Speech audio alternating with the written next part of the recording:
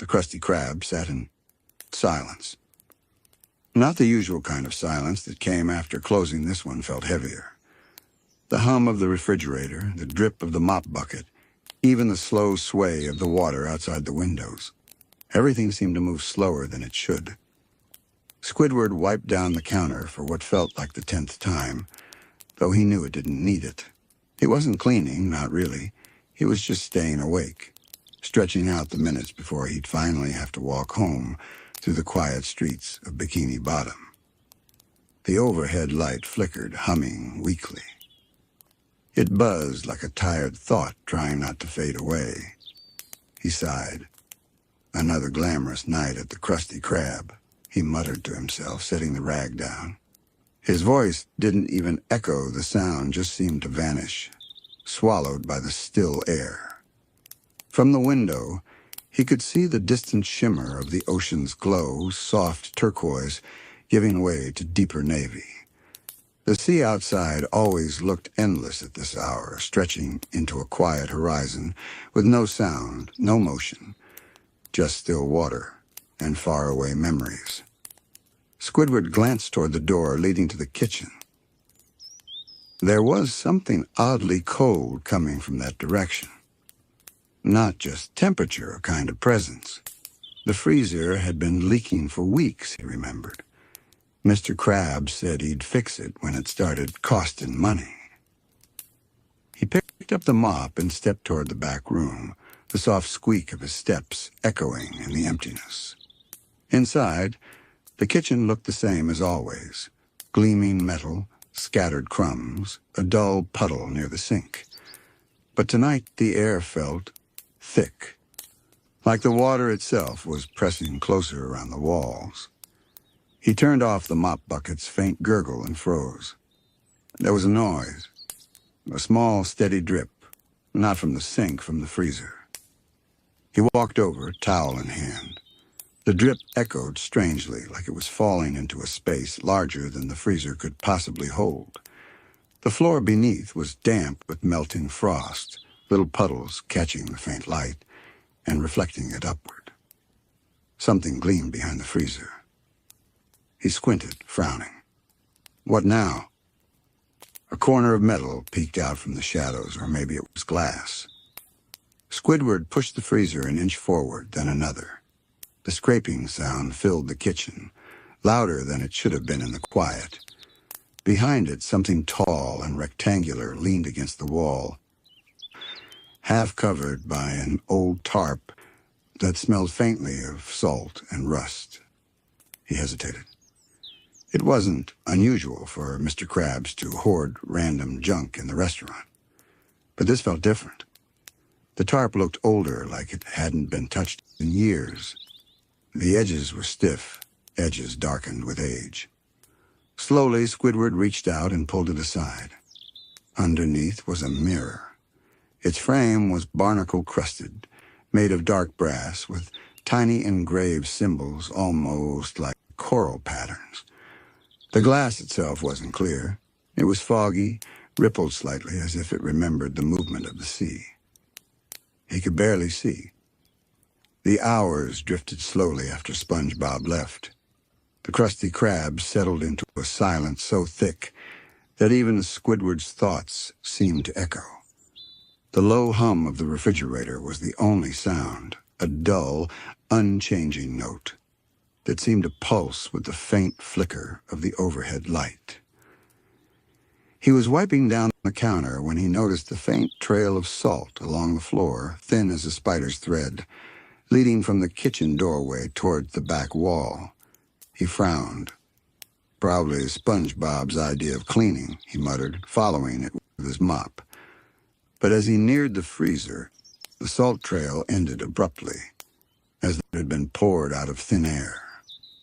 He bent down, squinting. Something behind the freezer caught the faint light. Just a glimmer, a tiny spark of reflection, half buried behind old boxes of pickles and crusty spatulas. Curiosity tugged gently, almost against his will. Squidward set the mop aside and crouched, brushing dust off the cold metal floor. The glimmer came from a frame, dull and corroded with age. Its surface was smeared with grime and tiny barnacles that had grown over the years. He gripped one edge and pulled. The freezer groaned slightly as if something behind it resisted. He tugged harder, and the frame finally came free with a sharp, metallic screech that cut through the silence like a blade.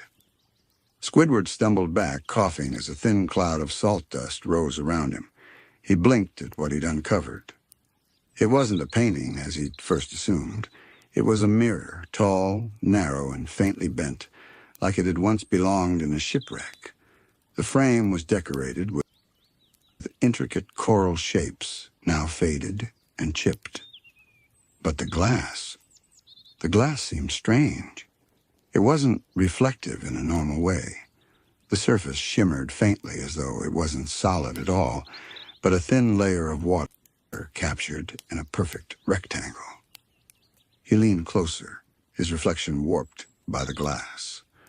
The flickering bulb overhead stretched across the mirror like rippling light seen through shallow water. His own face looked older, the lines deeper, the eyes tired but somehow more focused than he remembered.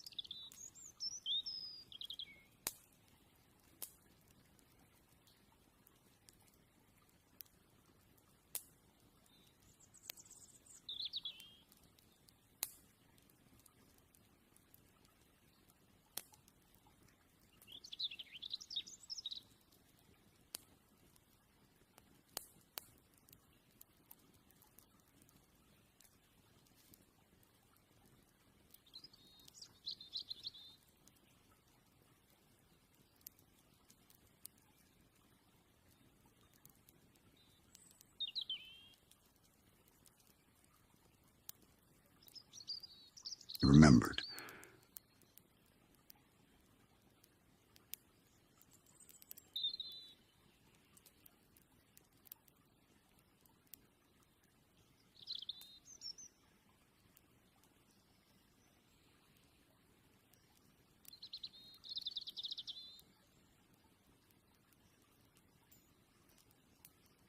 Squidward stared for a long time, lost in the stillness. His breath fogged the surface. The fog lingered for a moment longer than it should have. He tilted his head. His reflection didn't move. He blinked. It blinked half a second later. Squidward froze. He took a slow step back, heart thudding once, then twice, against his ribs. He told himself it was just his imagination, that he was tired, that the light was flickering strangely. But when he reached for the switch on the wall, his reflection remained perfectly still, watching. The bulb buzzed, dimmed, then steadied again. The reflection smiled. Just slightly. Squidward gasped and turned sharply away. The sound of his own heartbeat filled his ears. He tried to laugh, but it came out hollow and strained. "It's just a trick," he whispered. "A trick of the light, that's all. Maybe a crack in the glass." He turned back slowly. The reflection was normal again, perfectly still, perfectly him. The same deadpan face, the same unimpressed stare. Squidward exhaled and rubbed his temple. "I need a vacation," he muttered, setting the mirror carefully against the back wall. He started to walk away, then paused. There was a faint sound, almost too soft to notice.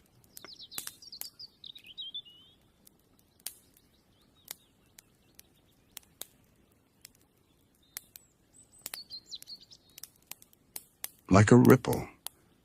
He turned his head, eyes narrowing.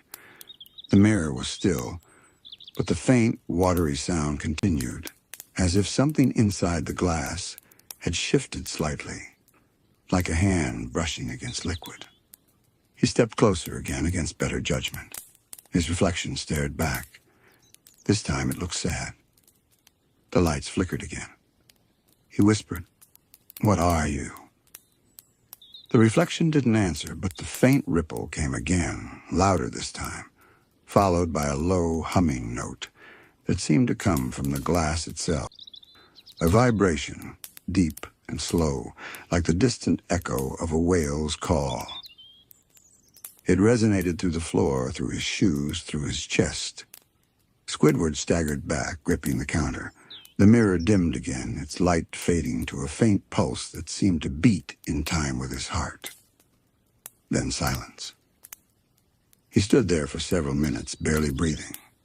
When he finally dared to move, he turned his back on the mirror and went to the front of the restaurant.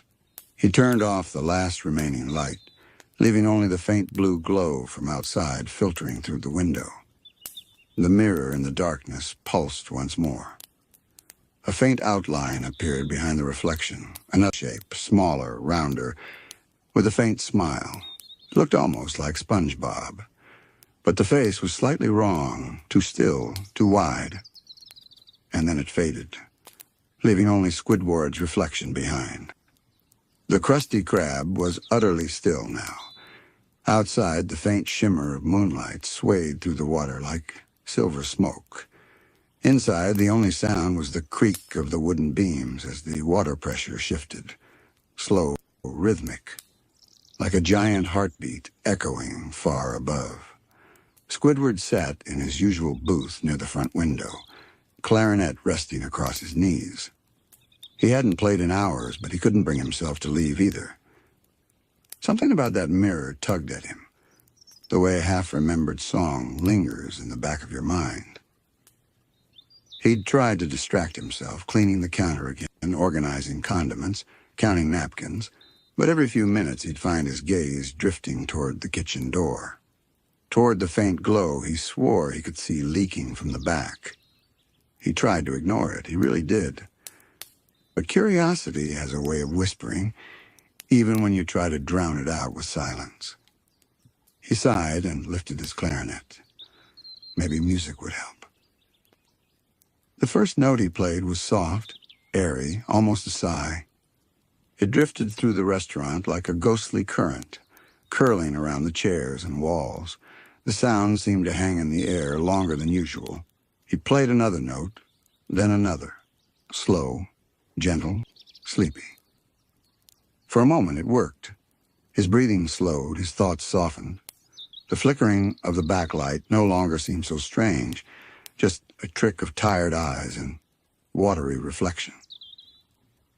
But then he noticed something that froze him mid-note. The last tone he played was still ringing. Long after he'd stopped blowing, it was still there, humming faintly through the room like a vibration from the floor itself. He lowered the clarinet, listening. The sound came from the kitchen.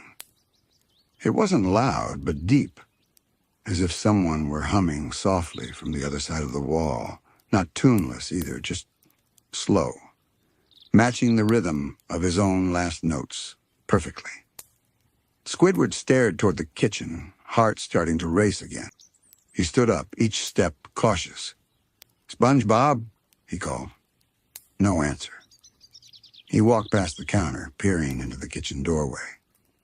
The faint blue glow was still there, breathing in and out like the reflection of light off rippling water. He hesitated at the threshold. The tile floor beyond seemed slightly damp, though he couldn't remember spilling anything. He stepped inside. The sound grew clearer. Not exactly humming anymore, but more like the resonance of an instrument playing underwater. His own clarinet notes echoed back, slightly slower. He walked to the freezer where the mirror leaned against the wall. The glow came from there now, steady pale blue, faintly shifting like light through the shallow waves. The reflection of the kitchen in the glass looked almost normal, except for one thing. He wasn't in it. Squidward blinked and stepped to the side. The reflection didn't change. The kitchen stayed still inside the mirror, perfectly detailed, perfectly still, but empty. He took another slow step closer, then another. until he was right in front of it. The hum seemed to vibrate from the surface, faintly pulling at his chest, the way deep bass can be felt more than heard.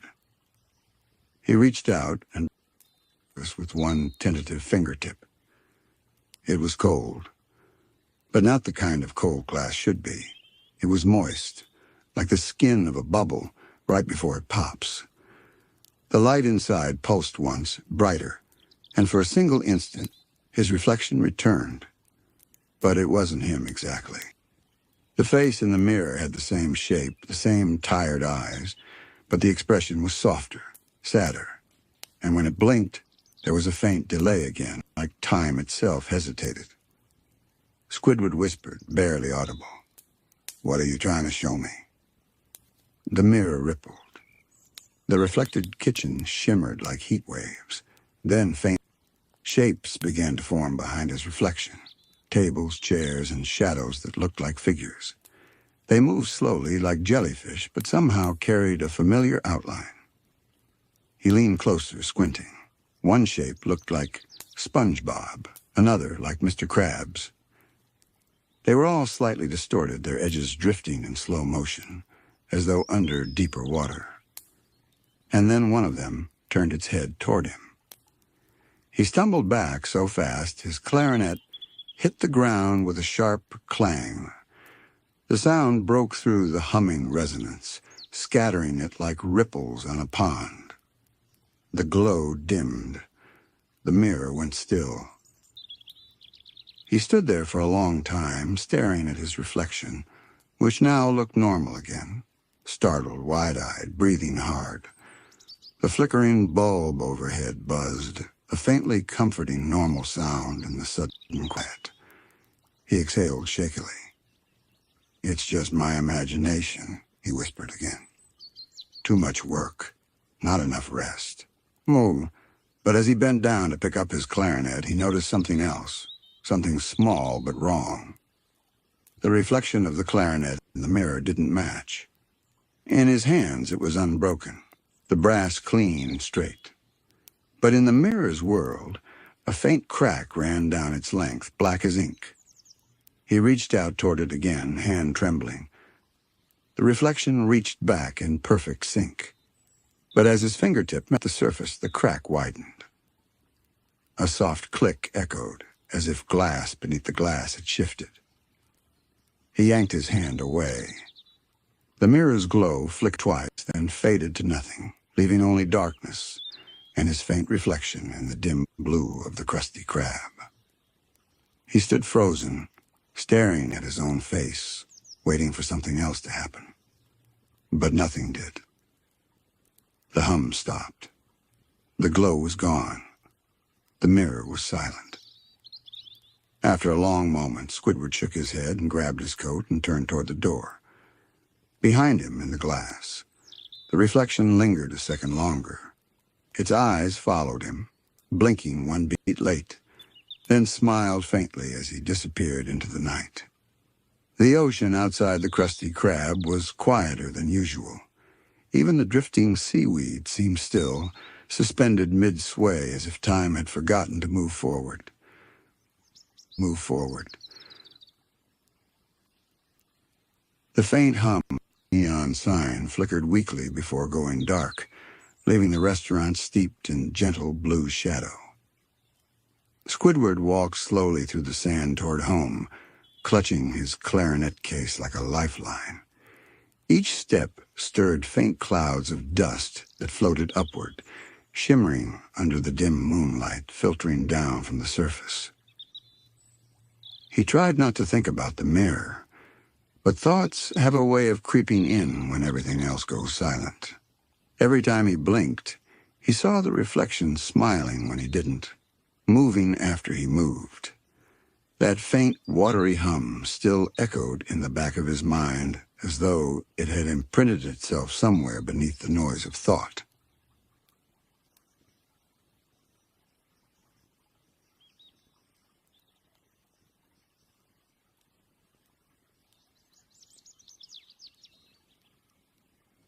He passed jellyfish fields, dark and empty, and Squidward felt something watching from beneath the kelp.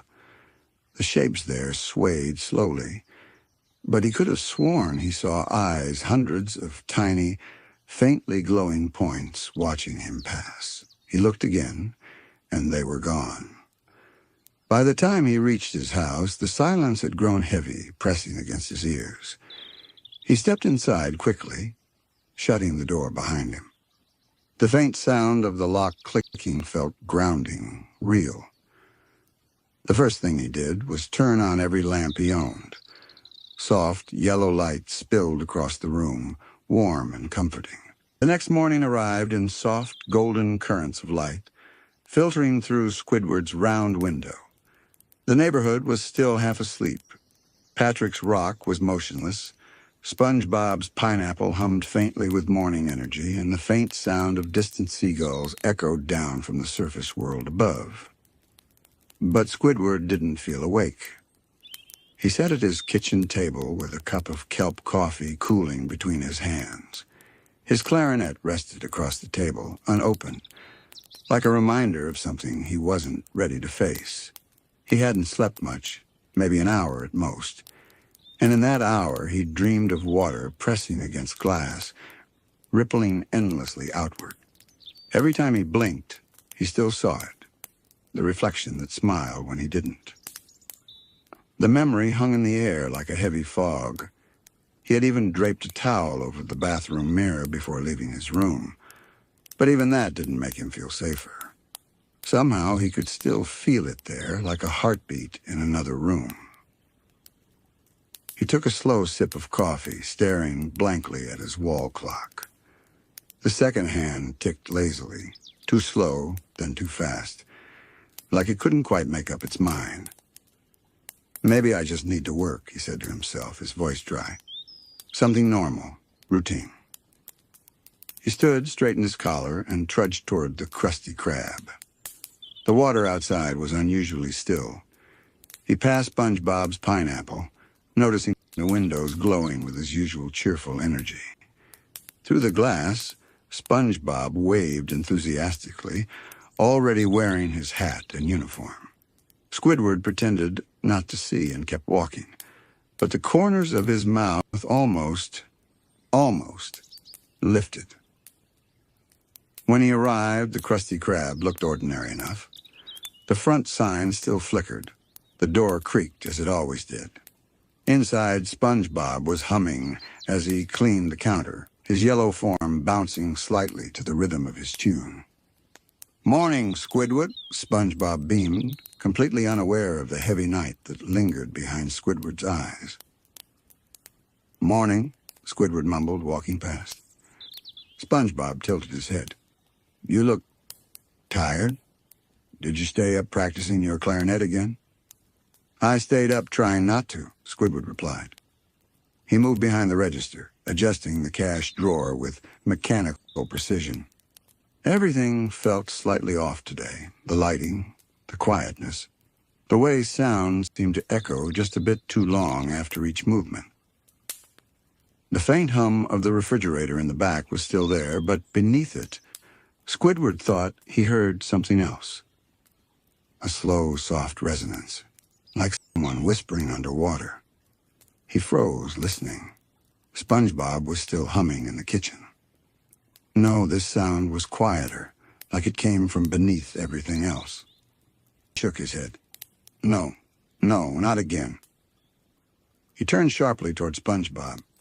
"Hey, did you move anything in the kitchen yesterday? Any mirrors, maybe?" SpongeBob looked up, puzzled.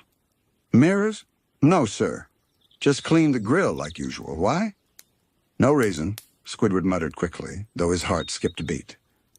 He tried to focus on the register again, counting coins one by one, the soft, clinking sound grounding him in the present. But the reflection on the glass countertop caught his eye, faint, small, and flickering.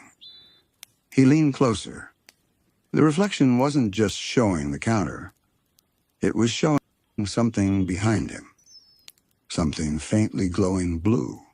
He turned fast. Nothing, just the kitchen doorway, dimly lit, perfectly normal. But when he turned back, the reflection in the counter still showed it. The faint pulse, the same rhythm he'd seen in the mirror last night. He swallowed hard. SpongeBob's voice carried from the kitchen. "Hey, Squidward, can you help me with the freezer door? It's, glowing a little." The blood drained from his face. He moved slowly, each step feeling heavier than the last. The closer he got to the kitchen, the more the air felt dense, humid, thick, like standing beside deep water. SpongeBob stood near the back, holding a tray of buns. He looked perfectly cheerful, except for the nervous glance he threw toward the freezer. "See," he said, pointing. "It's doing that weird thing again. Maybe the wiring's loose." The mirror was still there, propped against the wall. Its glow was subtle now, like moonlight caught inside a bubble. The glass rippled faintly, as if stirred by an invisible current. Squidward's throat felt dry.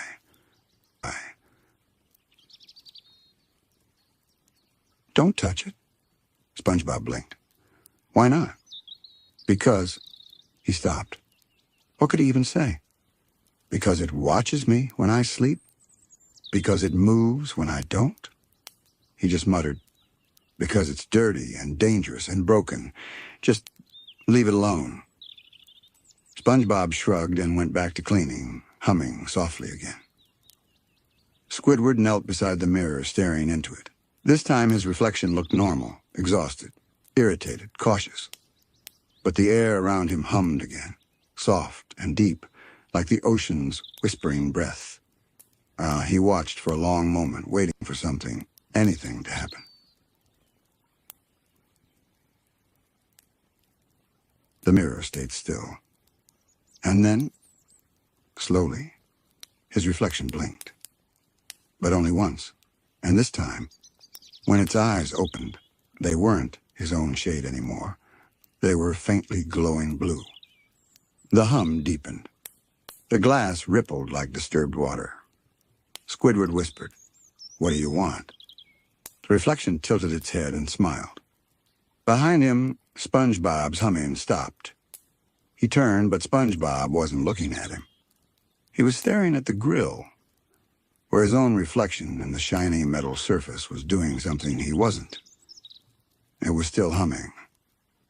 The air inside the Krusty Krab had changed.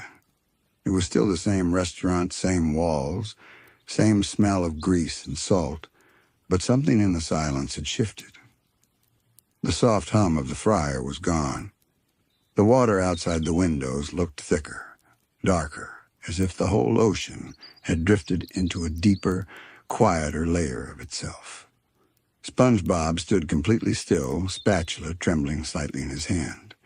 His eyes were locked on the grill's reflection, where his mirrored self still moved happily, flipping invisible patties, his mouth curling in a grin a little too wide, a little too slow.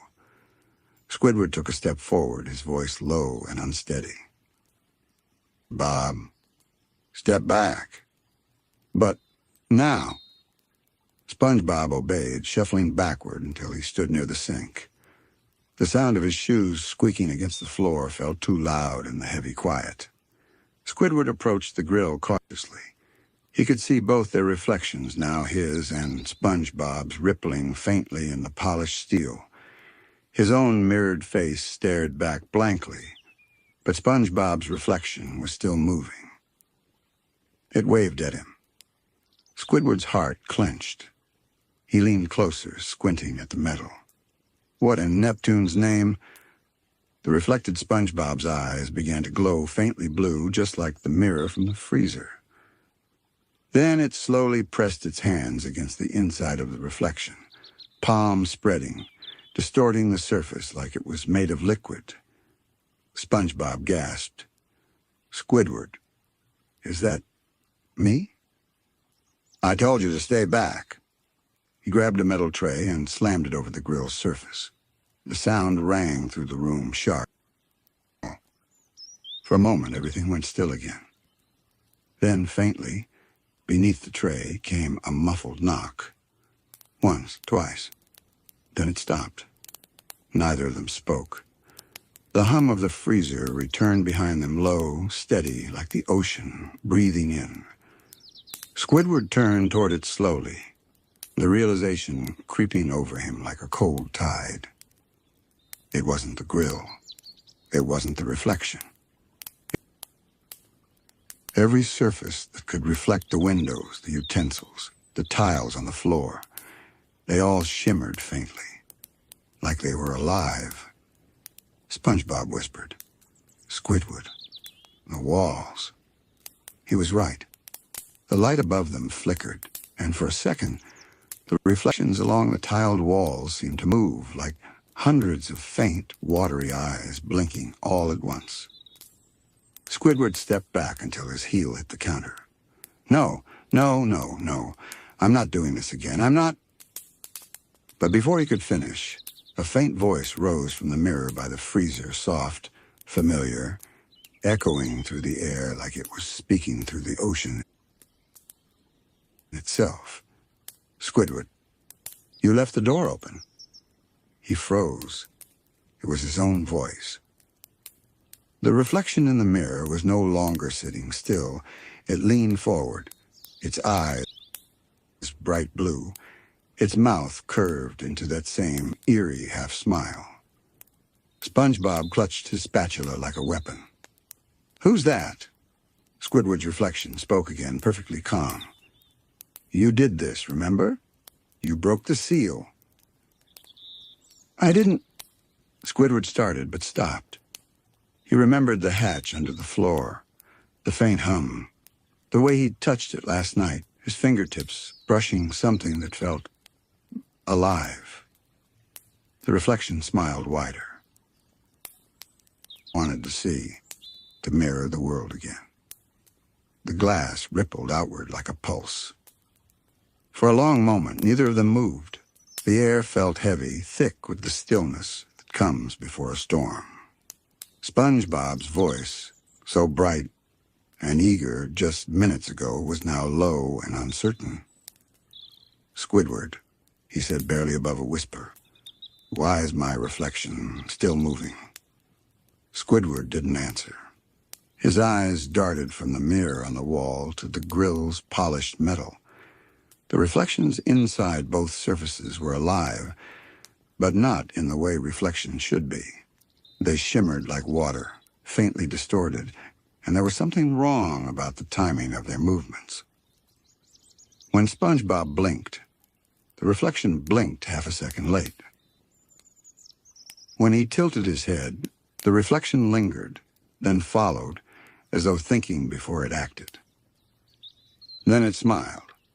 Wide, too wide. And its mouth kept moving long after SpongeBob's had stopped. SpongeBob took a step back. That's, not funny. Not supposed to be, Squidward muttered. The hum from the mirror deepened, vibrating through the kitchen. The overhead light flickered. Each pulse of glow reflected off the stainless steel walls and counters, multiplying, distorting.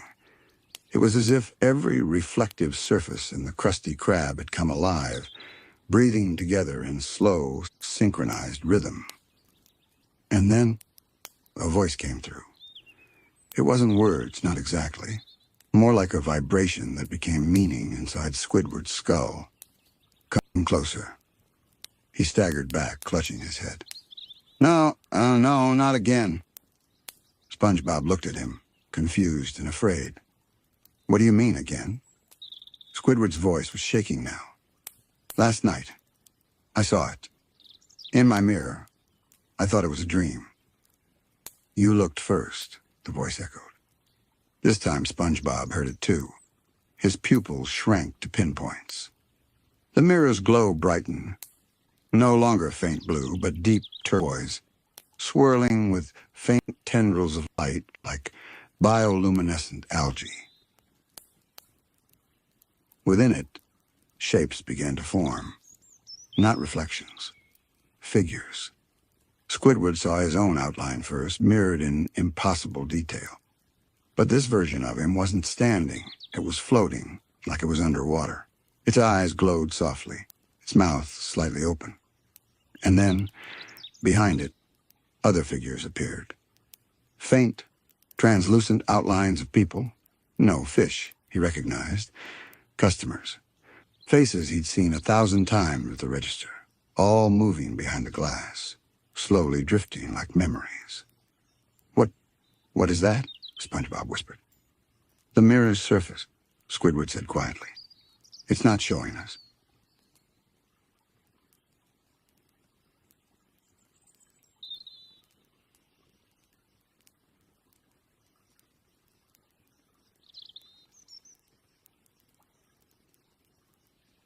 It's showing what's underneath. He took a cautious step closer. The glass pulsed again as if responding. SpongeBob hesitated. Underneath what? The world, Squidward replied. His voice was hollow, certain. Beneath our world. The hum turned into a low, melodic resonance, almost like a lullaby played backward. The sound grew richer, deeper, until it was no longer sound but feeling. Something that pressed against the bones, urging them closer. And Squidward did. He knelt before the mirror again, eyes wide and unblinking. He could see everything now, the slow movements of the spectral forms behind the glass. The faint outlines of coral ruins, drifting seaweed that bent in invisible currents, and there, far in the background, something vast and circular turning like an eye. SpongeBob placed a trembling hand on his shoulder. We should tell Mr. Krabs. No, Squidward said sharply. No, he'll just think we've lost it. He'll smash it or sell it. But this, he gestured toward the glass, this is older than him, older than all of us. SpongeBob's reflection in the grill began to move again, slowly raising one arm, fingers spreading wide, pressing against the surface from the inside. The real SpongeBob stepped back, clutching his chest. It's trying to... The reflection's hand pressed harder, and the metal surface rippled. Not like steel, like water. A faint handprint stayed there, glowing faintly. SpongeBob's breathing quickened. Squidward! It's not just in the mirror anymore. Squidward turned, horrified. All around the room, faint blue light shimmered off every reflective thing. The metal fridge, the glass door of the fryer, even the puddle of grease near the floor drain. Each one pulsed in rhythm. Come closer. The voice was softer this time, but now it was two voices, one for each of them. SpongeBob grabbed a rag and threw it over the grill's surface. It dimmed slightly, but didn't stop. He looked at Squidward. We have to do something. Squidward's gaze was still fixed on the main mirror, his voice low, mesmerized. Maybe it's not trying to hurt us. The reflection smiled again. We remember you, the voice murmured. SpongeBob's eyes widened. Remember us? What does that mean? The lights flickered once more and then went out completely. Only the glow from the mirror remained, soft and rippling, spreading slowly across the floor like moonlight on calm water. For a moment, neither of them moved. The water-like glow reached their shoes, swirling gently around them, reflecting their faces back up from below. Except the faces weren't quite right. They were smiling, calmly, silently, waiting. SpongeBob's voice was small. Squidward, I don't like this. Neither do I, he whispered back. The humming became a pulse, deep and rhythmic, vibrating through the floorboards. The puddle near their feet began to shimmer, and within it, their reflections slowly turned their heads. Toward the mirror. Toward them. And for the first time, Squidward realized the reflections weren't just mimicking. They were watching. Then, as if the ocean itself exhaled, the sound stopped. Silence. The mirror went dark. Only the faint dripping of condensation filled the air. SpongeBob broke the stillness first. It's over? Squidward didn't answer. His eyes were locked on the glass, because though the glow had faded, one last image remained, faint but unmistakable. Their reflections, still visible, were facing away from them, as if something else was standing where they should have been, something they couldn't see. And somewhere deep beneath the soundless floor of the Krusty Krab, a slow echo answered the question they hadn't dared to ask. A voice, barely audible, from the dark beneath the mirror. Not yet. The silence that followed was worse than the sound. It was the kind of silence that swallowed thought heavy, complete, a silence that pressed in from every direction until even breathing felt too loud. SpongeBob didn't move for a long while. His wide eyes caught the faint gleam of the mirror's surface, now dim again, now calm as though it hadn't just been alive a few seconds ago. Squidward stood motionless too, one hand half raised, frozen in indecision. Then finally SpongeBob spoke. "Squidward," he whispered, "I think the mirror, it knows we're here." The words drifted through the room like bubbles that refused to rise. Squidward turned slowly, still watching the glass. "It's not a mirror," he murmured. "Not really. It's something else, pretending to be one." SpongeBob blinked, confused. "Pretending?" He nodded. "Mirrors don't remember. They don't call to you. They don't show things that shouldn't exist." His voice was quieter now, almost reverent. "Whatever's behind it, it's not reflection. It's memory." SpongeBob stepped closer and drawn despite his fear. The light from the mirror had dimmed to a thin blue thread that ran along its edges like veins beneath glass. He could see himself again, but faintly, like a shadow of a shadow.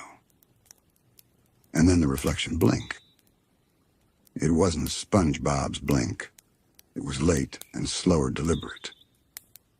The reflection leaned closer to the other side of the glass, so close its nose almost pressed against it. SpongeBob's heart thudded in his chest, but his curiosity rooted him in place. "What do you want?" he asked softly. The reflection tilted its head, listening. Then with a slow, jerky motion, it raised one hand and pointed not at him, but downward. "Down," SpongeBob whispered. "It wants us to look down." They both did. At first they saw nothing but the mirror's faint glow reflected on the floor. But then slowly words began to appear on the glass surface itself, not carved, not written. They simply formed, as though drawn by invisible fingers through mist. "Remember the depth." The letters pulsed once, then began to fade. SpongeBob's hand trembled. "The depth? What depth?"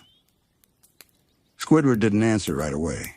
His eyes had gone distant, unfocused. He seemed to be listening to something else, something only he could hear. When he finally spoke, his voice was hollow. The next day, the ocean above Bikini Bottom was strangely still. The surface shimmered faintly with sunlight, yet below, in the quiet depths where the Krusty Krab sat, the water felt heavier, thick with unseen currents. SpongeBob walked to work humming, as he always did, but there was a slight hitch in his voice. Each step toward the restaurant felt slower than the last. He couldn't stop thinking about the mirror. Maybe it was just his imagination, he told himself. Maybe the flickering lights and the whispering voice were tricks of exhaustion. But the way it looked at him, that slow, knowing smile, it was too real to be a dream. When he finally reached the Krusty Krab, it looked different in the morning light. The familiar shape of the wooden building was the same, but its windows reflected the sea oddly. The blue looked darker, as if the glass had soaked up something from last night. He paused before opening the door. The silence inside pressed against him. No sizzling grill, no register beeping, no faint hum of Mr. Krabs counting his money. Just the stillness of an empty shell. "Squidward?" he called softly. No answer. He stepped in. The tables were clean, the chairs neatly pushed in, but the air was cool and damp, like the restaurant hadn't breathed since the night before. SpongeBob walked to the kitchen, each footstep echoing softly. He peeked around the corner. And there was Squidward. He was sitting on a stool, back facing the door, staring at the mirror again. The same cloth SpongeBob had used to cover it was crumpled on the floor beside him. "Squidward," SpongeBob said quietly. "You stayed all night?" No response. He stepped closer. "You should have gone home. You look—" Squidward turned slowly and SpongeBob's voice trailed off. His eyes were bloodshot, and the skin under them darkened like bruises. He blinked sluggishly as if his body was awake, but his mind was still drifting somewhere else. "I didn't mean to stay," Squidward said finally. His voice was hoarse. "I fell asleep here, I think." SpongeBob tilted his head. "You think?" Squidward rubbed his temples. "It's hard to tell. I kept waking up, but it never felt like I left." He looked back toward the mirror. It was showing me things. SpongeBob's mouth went dry. "What kind of things?" Squidward hesitated. "Memories, maybe, or places." He stood, moving slowly, like his limbs were heavy. "It showed me Bikini Bottom, but not like this. It was quiet, empty. Everything was turned inside out, like we were underwater twice." SpongeBob frowned. "Underwater twice?" Squidward sighed, frustrated. "It doesn't make sense. It's like there's another version of everything, and it's waiting behind the glass." He ran a hand through his head, staring at the reflection again. SpongeBob glanced at the mirror, uneasy. The glow was gone, but something about its surface seemed too still, like it wasn't reflecting light, but holding it. Squidward leaned forward slightly, his tone low. "When I closed my eyes, I heard something moving on the other side, slow like a current. But then I heard music." "Music?" He nodded. "It sounded like my clarinet, but different. Lower, softer, like it was being played from under the floor." SpongeBob's gaze drifted to the ground. Under the floor. He thought about the words from last night, "Remember the depth." A faint chill ran down his spine. "Squidward," he said slowly. "Maybe it's trying to lead us somewhere." "Maybe," Squidward said. "But the question is why?" Before SpongeBob could answer, a faint sound came from behind the grill, a metallic creak, like pressure shifting inside a pipe. Both of them turned. The sound came again. Then something else, a faint tapping. Tap, tap, tap. It wasn't random. It had rhythm, almost like someone or something was knocking. SpongeBob swallowed. "It's coming from behind the freezer." Squidward stared toward the source of the sound. Slowly, he picked up a spatula from the counter, as if it could protect him, and stepped closer. The tapping continued, steady, deliberate. SpongeBob followed close behind, holding his breath. They reached the freezer. The sound stopped. For a long moment, there was nothing. Then faintly a whisper, muffled by the metal. "Below." SpongeBob stumbled back. "It said something." Squidward's face went pale.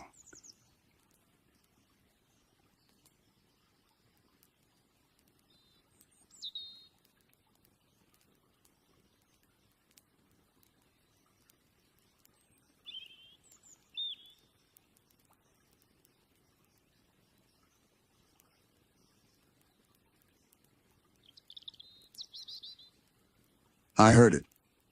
The metal vibrated again, humming softly, then went silent. SpongeBob stared at the spot. "Ah, that's where the hatch was last time. Under the grime. Maybe it connects to whatever's under here." Squidward shook his head. "No, I covered it. I locked it down. It shouldn't... He stopped mid-sentence. Because as they watched, the floor beneath the freezer began to shimmer faintly, the same blue glow as the mirror, spreading outward in slow ripples. SpongeBob's voice trembled. It's the same light. They stepped back together, staring down. The ripples pulsed once, twice, then stopped. Silence again. But both of them knew. Whatever was behind that mirror wasn't staying there anymore. It was moving, finding cracks, finding ways through. For a long time, neither of them spoke. The faint glow beneath the freezer slowly faded, leaving only the sound of the water outside the walls, that soft, endless hum of the ocean pressing close. SpongeBob finally exhaled, a shaky laugh slipping out. Maybe the light was just static electricity or jellyfish juice. You know how weird that stuff gets. Squidward gave him a look, tired, flat, but with a hint of fear behind it. SpongeBob, nothing about this is static or jellyfish. SpongeBob frowned. Then what is it? Squidward didn't answer. He crouched down beside the freezer, running a tentacle along the seam where it met the floor. There's air moving here, he muttered, like something's open underneath. SpongeBob's eyes widened. You mean like a tunnel? Squidward hesitated. Or a void? A faint chill coiled up from the floor, curling through the air like invisible mist. The temperature dropped so quickly, SpongeBob could see his own breath, a strange sight underwater. He backed away. Squidward, that's not normal. Squidward straightened, still staring at the floor. No, it's not. He turned to SpongeBob, voice quieter now, uncertain but resolved. We're going to see what's under there. SpongeBob blinked. We are? Squidward gave him a look that could only mean yes. Moments later, they had pushed the freezer aside. It screeched against the tile, revealing a faint outline of metal beneath it. The hatch. The same one Squidward had brushed clean days ago. Only this time, it wasn't faintly glowing. It was breathing. Not literally, but the way the surface pulsed, expanding, contracting, gave the illusion of something alive beneath it. SpongeBob whispered, It's like the mare. Squidward nodded grimly. Exactly like it. They both crouched low. The hatch was covered in faint carvings, barely visible through the condensation, small spiral shapes that seemed to shift when you looked at them for too long. SpongeBob wiped the surface with a rag, and the glow brightened slightly, casting ripples across the walls. Then they heard it again, faint, almost beneath hearing. Below, below. SpongeBob jumped, clutching his spatula. It's talking again. Squidward didn't move. His eyes were locked on the center of the hatch. It wants us to open it. SpongeBob blinked. Why would we do that? Squidward glanced at him, expression unreadable. Because if we don't, it might open itself. That shut SpongeBob up. Squidward knelt, searching for a handle. There wasn't one. Only the faint grooves of the metal, smooth and wet. Then, almost by accident, he pressed his hand against one of the carvings, and the surface moved. A low groan vibrated through the floor. The hatch turned translucent, the same watery shimmer as the mirror. Squidward, SpongeBob whispered. What did you do? He stepped back, but Squidward didn't answer.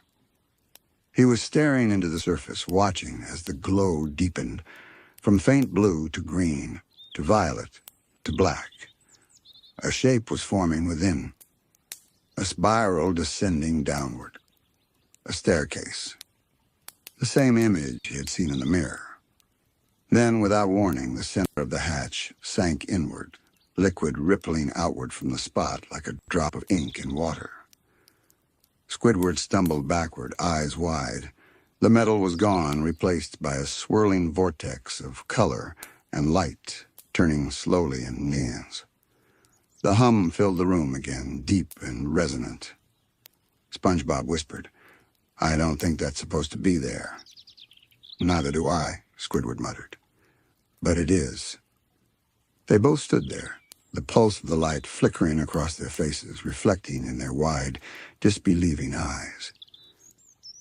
Then came another sound, faint, rhythmic, like footsteps from below. SpongeBob froze. "Something down there." Squidward leaned forward, eyes narrowing. "Or someone?" The footsteps stopped. Then after a moment came a single, gentle knock. Tap. Right from beneath the hatch. SpongeBob jumped back so hard he almost fell. "Nope. Nope, nope, nope. We're not doing this again." But Squidward didn't move. His expression was grim, but oddly calm. "SpongeBob," he said quietly, "I think that's me." SpongeBob's mouth fell open. "You?"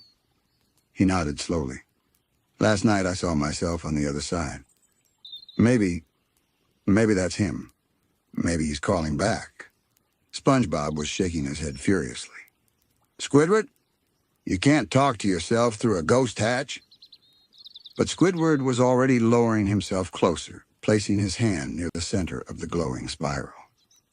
"Wait!" SpongeBob reached for him, but before he could grab his arm, the light flared. It wasn't bright, but it was heavy, the kind of glow that filled space instead of chasing darkness away.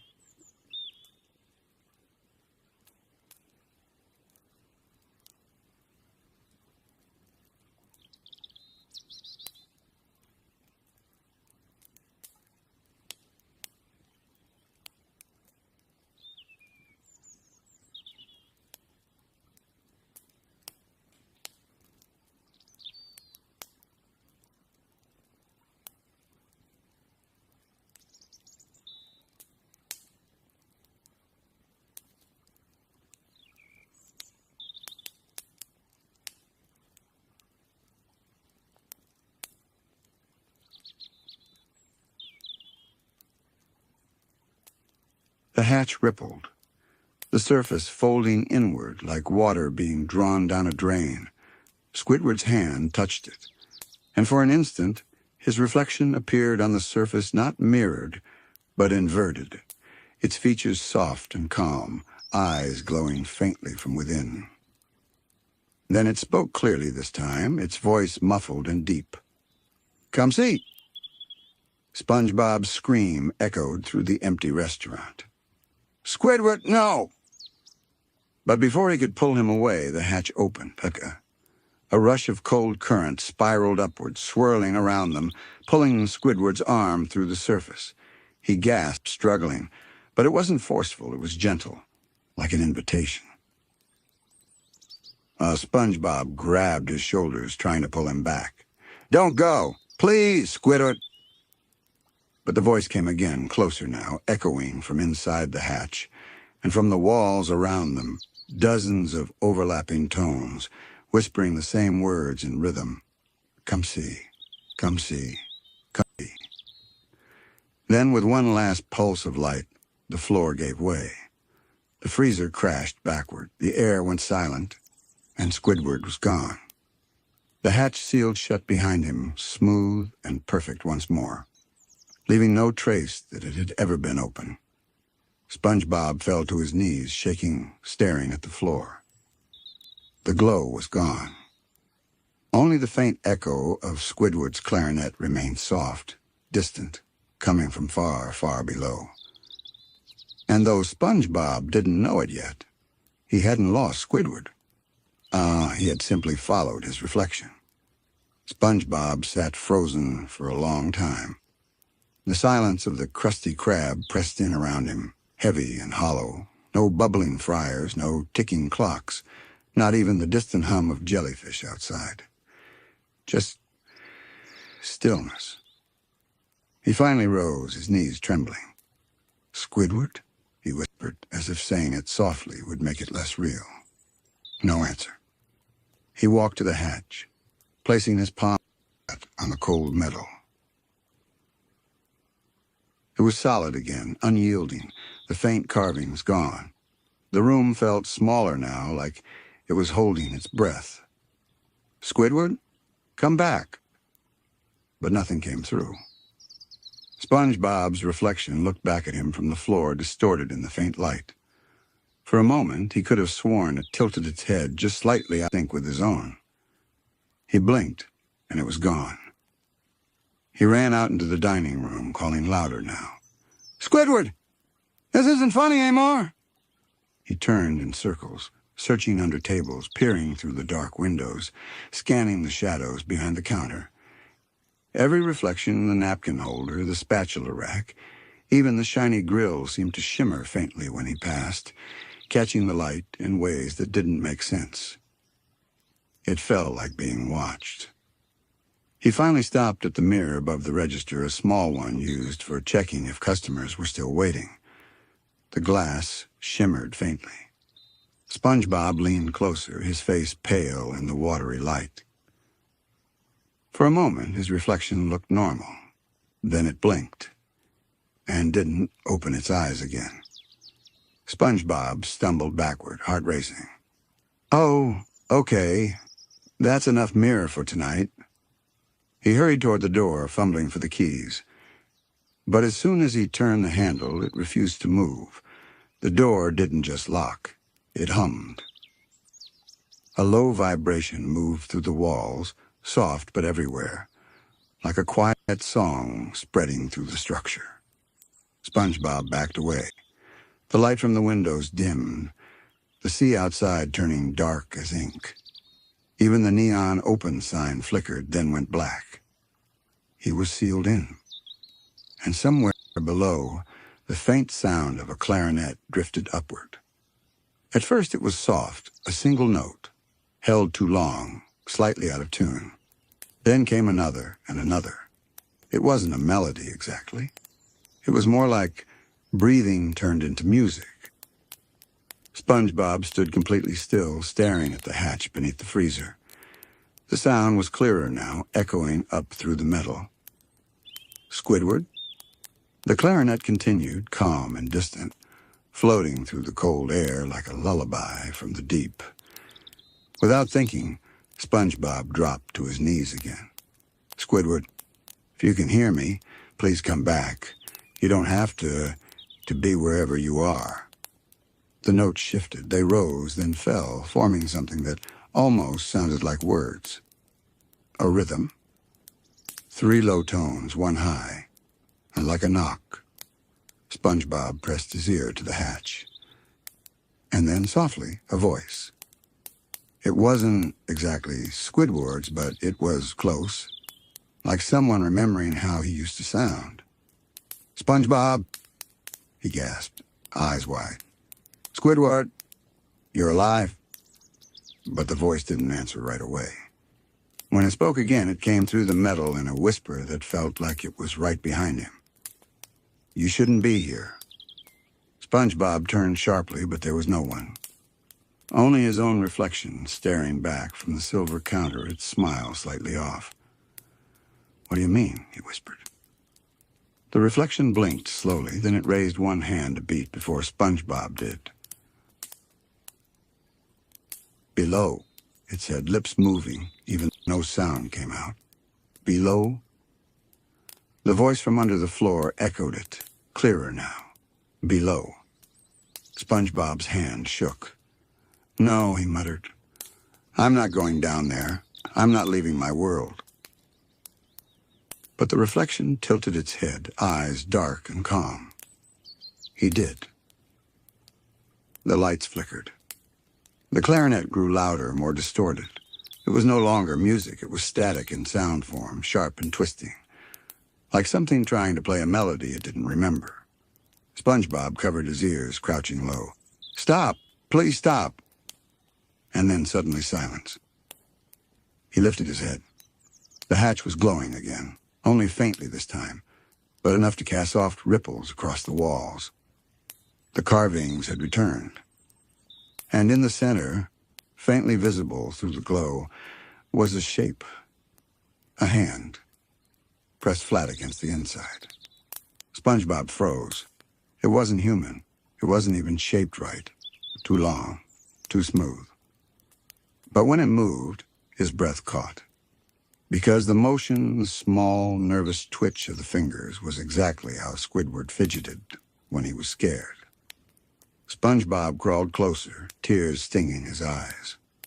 "Squidward, is that you?" The hand shifted. Then slowly it began to trace words across the inside of the glass. SpongeBob leaned closer, squinting through the shimmer.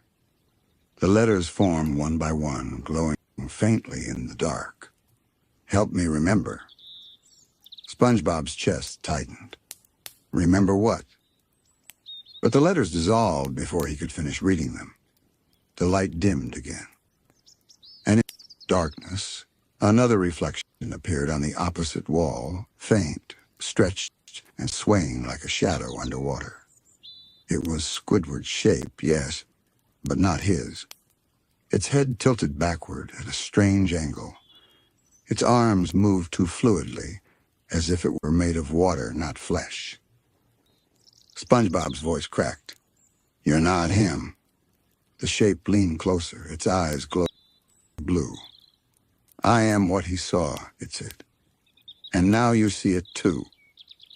The room darkened even more. The hatch pulsed once deep and slow like a heartbeat. Then the reflection stepped away from the wall and vanished into the shadows. SpongeBob stood in the quiet, shaking.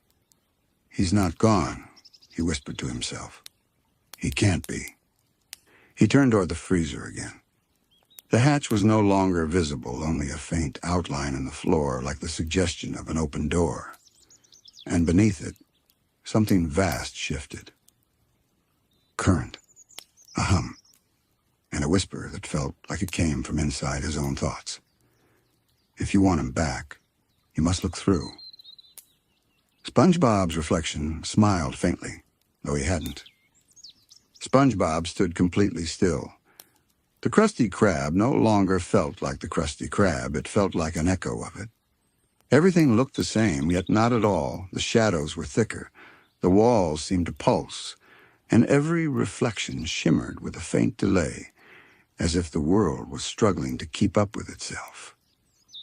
He looked down at the hatch again. It wasn't glowing anymore, but there was something new, faint scratches, like claw marks, curling outward across the floor. The sand dust that had gathered there was gone, as if something had swept it away from underneath. He knelt, trembling, tracing the marks with one shaking finger. "You said I had to look through." He wasn't sure if he was thinking or speaking. The quiet had become too deep. His own breathing felt loud, and even that seemed to echo. The metal was cold, colder than before. When he leaned close, he saw his reflection again, distorted, in the faint sheen of the hatch. It blinked. He didn't. The reflection tilted its head, the way Squidward sometimes did when he was irritated. But there was no irritation here, only calm. A heavy, slow calm that felt ancient. "Squidward?" SpongeBob whispered. The reflection smiled faintly. "He's listening." SpongeBob backed up. "Listening from where?" The reflection didn't answer. It only raised one arm, slowly pointing downward, toward the hatch. SpongeBob's hands trembled. "I can't go down there. I'm not supposed to." The reflection leaned closer and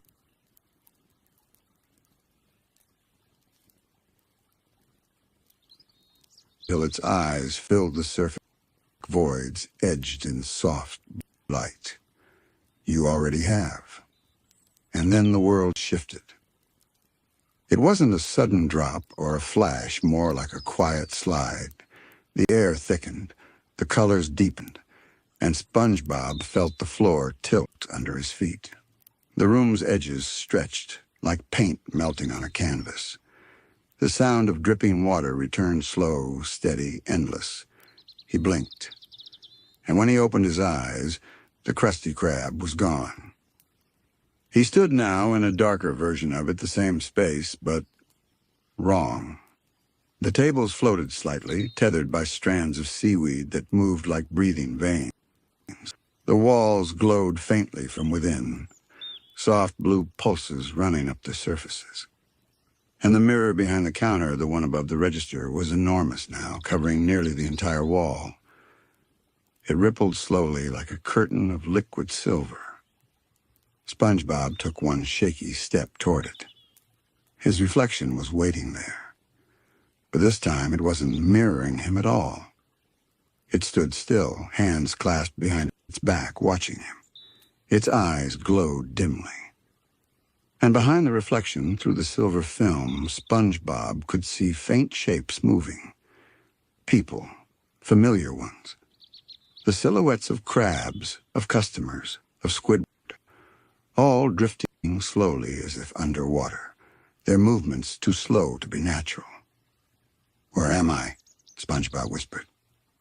The reflection tilted its head. "You're in between." "Between what?" "The world that forgets and the one that remembers." SpongeBob frowned, stepping closer. The surface of the mirror rippled with each step, like it was reacting to his heartbeat. "I just want to find Squidward." "You already did." The reflection. Behind it, in the shifting silver mist, SpongeBob saw him, Squidward, floating slowly, his limbs weightless, his eyes half open. His clarinet drifted beside him, unmoving. "Squidward!" SpongeBob cried. He rushed forward, pressing his hands against the glass. "Wake up! Please wake up!" The mirror's surface trembled, like it wanted to give way, but held firm. The reflection looked down at him, not unkindly, but with something like pity. "He can't wake up here," it whispered. "This place only keeps what sinks." SpongeBob shook his head violently. "Then I'll pull him back." The reflection tilted its head again. "You can't pull back what doesn't remember it's gone." The words felt heavy, like the water around him, thickened with each syllable. He banged his fists on the glass, crying out, "I won't leave him." The mirror began to hum, a low, droning vibration that rattled through the floor. The silver film pulsed brighter. The reflections, the drifting figures, all turned toward him. Their faces were blank. Their eyes were faintly glowing blue. And every one of them smiled. SpongeBob stumbled back, breath hitching. "What are you?" The reflection stepped forward, placing its palm against the other side of the glass. "We are what stays behind when laughter leaves." SpongeBob's chest tightened. "That's not true. I still laugh. I still dream. I still—" The mirror pulsed again, cutting him off. The air around him shimmered, ripples spreading outward like waves. His vision blurred, and he saw flashes, memories maybe. The Krusty Krab, warm and bright. Patrick snoring under a rock. Squidward playing his clarinet, eyes closed, just for himself. The laughter of customers, the smell of grease and salt.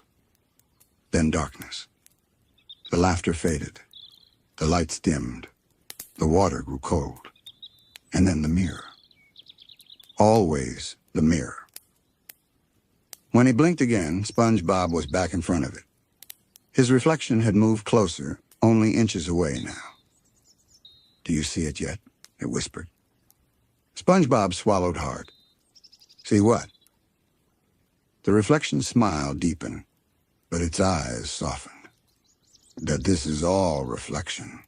Every dream, every night, every wave that ever crashed and thought it was the first.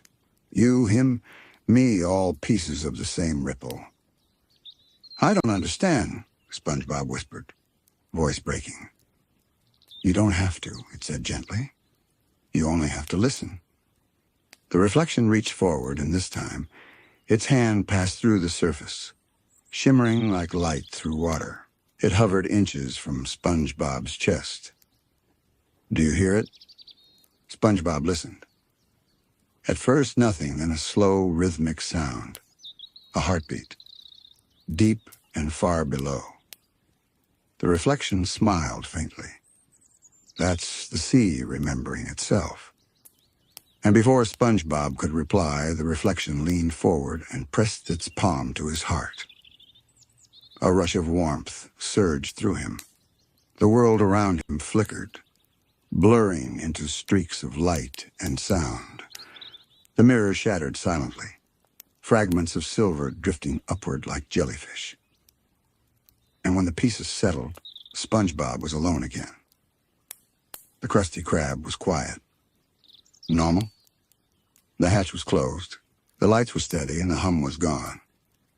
SpongeBob stood there, trembling, staring at his reflection in the metal counter. It looked back at him, calm, tired, peaceful. He whispered, "Squidward?" But the only reply came from somewhere deep, deep beneath the floor, a single, soft clarinet note. It lingered, echoing like a sigh.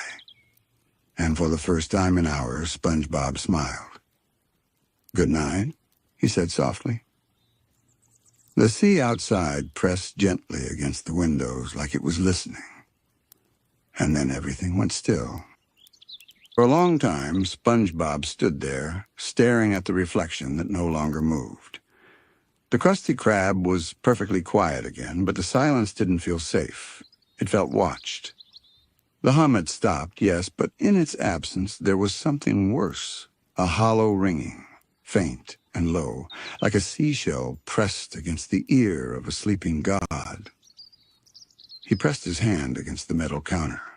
It was cool, real, stable. Yet under that cold calm, he could feel a pulse, the same deep rhythmic beat that had throbbed through the hatch. The same sound that had followed him since Squidward disappeared. It was calling again. He didn't want to follow it, but he also couldn't pretend anymore. The mirror wasn't gone, only hiding. Its surface still shimmered faintly, only visible when he blinked fast enough. SpongeBob took a breath, long and unsteady. "If you're still there, Squidward, I'm coming to get you." The light in the Krusty Krab dimmed slowly, as if the words had been understood. He moved toward the freezer again. The hatch's outline was visible, this time thin, glowing lines tracing a circle in the floor. It no longer felt like metal.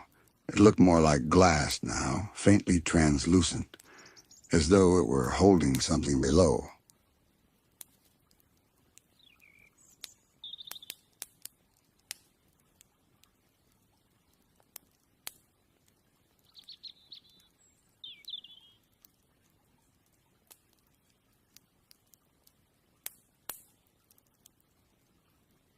And for just an instant, when he leaned closer, he saw his reflection in it again, but it wasn't SpongeBob.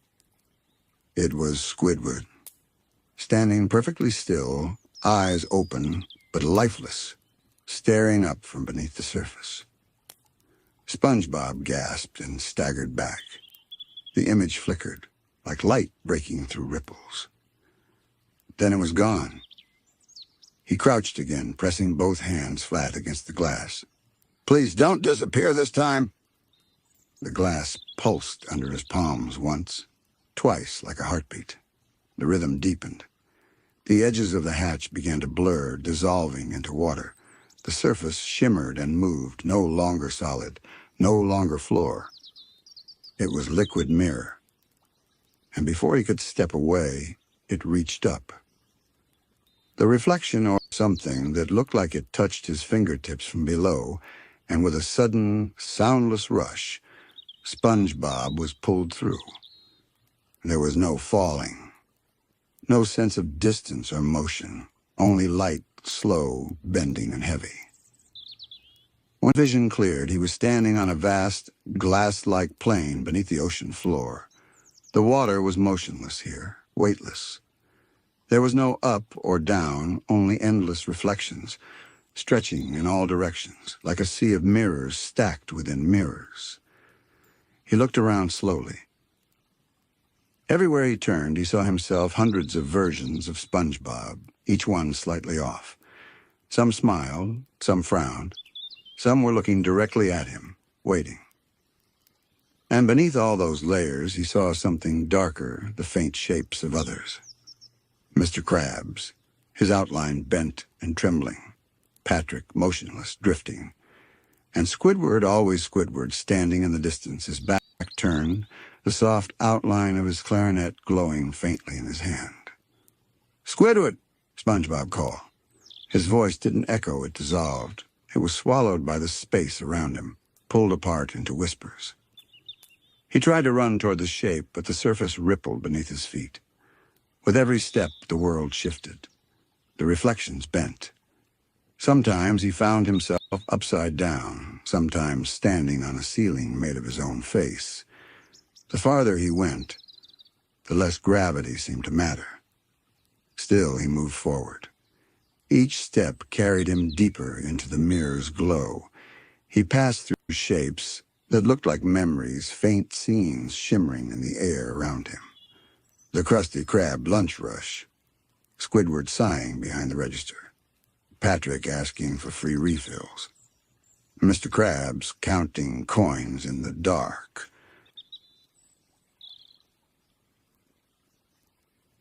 Each image drifted past him, then folded into itself like smoke. The voice from before the one that wasn't Squidward but still sounded like him whispered softly. The whispers stopped. Then one reflection the nearest blinked. Then followed the sound. The mirrored world began to tremble again. From somewhere deep below, the faint sound of Squidward's clarinet rose soft, low, almost human in its sadness. The melody wound through the reflections like a current, pulling SpongeBob forward. He stepped onto another layer of mirror. It rippled beneath him, then accepted his weight. With each step, he sank lower, descending through the reflections like falling through layers of memory. Each layer showed him something new. Squidward painting quietly in his house. Squidward playing his clarinet to an empty room. Squidward looking out the window, watching SpongeBob wave from across the yard. Squidward whispering to himself, "Maybe tomorrow will sound better." The images blurred together. The deeper he went, the slower everything became. And then the music stopped. SpongeBob froze mid-step. The silence pressed against his head like deep water. He turned slowly, and there it was. The clarinet floating upright, its bell resting against the mirror's surface, the mouthpiece pointing upward like a compass. Light bled faintly from inside it, blue, slow, rhythmic. He approached it carefully. His reflection followed in the mirrored walls, each of his copies watching silently, their eyes dim. When he reached out to touch the clarinet, his reflection hesitated, as if it knew something he didn't. SpongeBob wrapped his fingers around the instrument. It was cold, much colder than the water, and when he lifted it, he felt weight in it, a heartbeat, faint but steady. He whispered, "Squidward?" The clarinet trembled, a faint vibration running through it. Then, from deep within, a single note escaped, low, mournful, and distorted. The mirror beneath him cracked. Just a hairline fracture at first, but it spread quickly, spiraling outward like veins of light. The water around him began to shift, the reflections trembling as though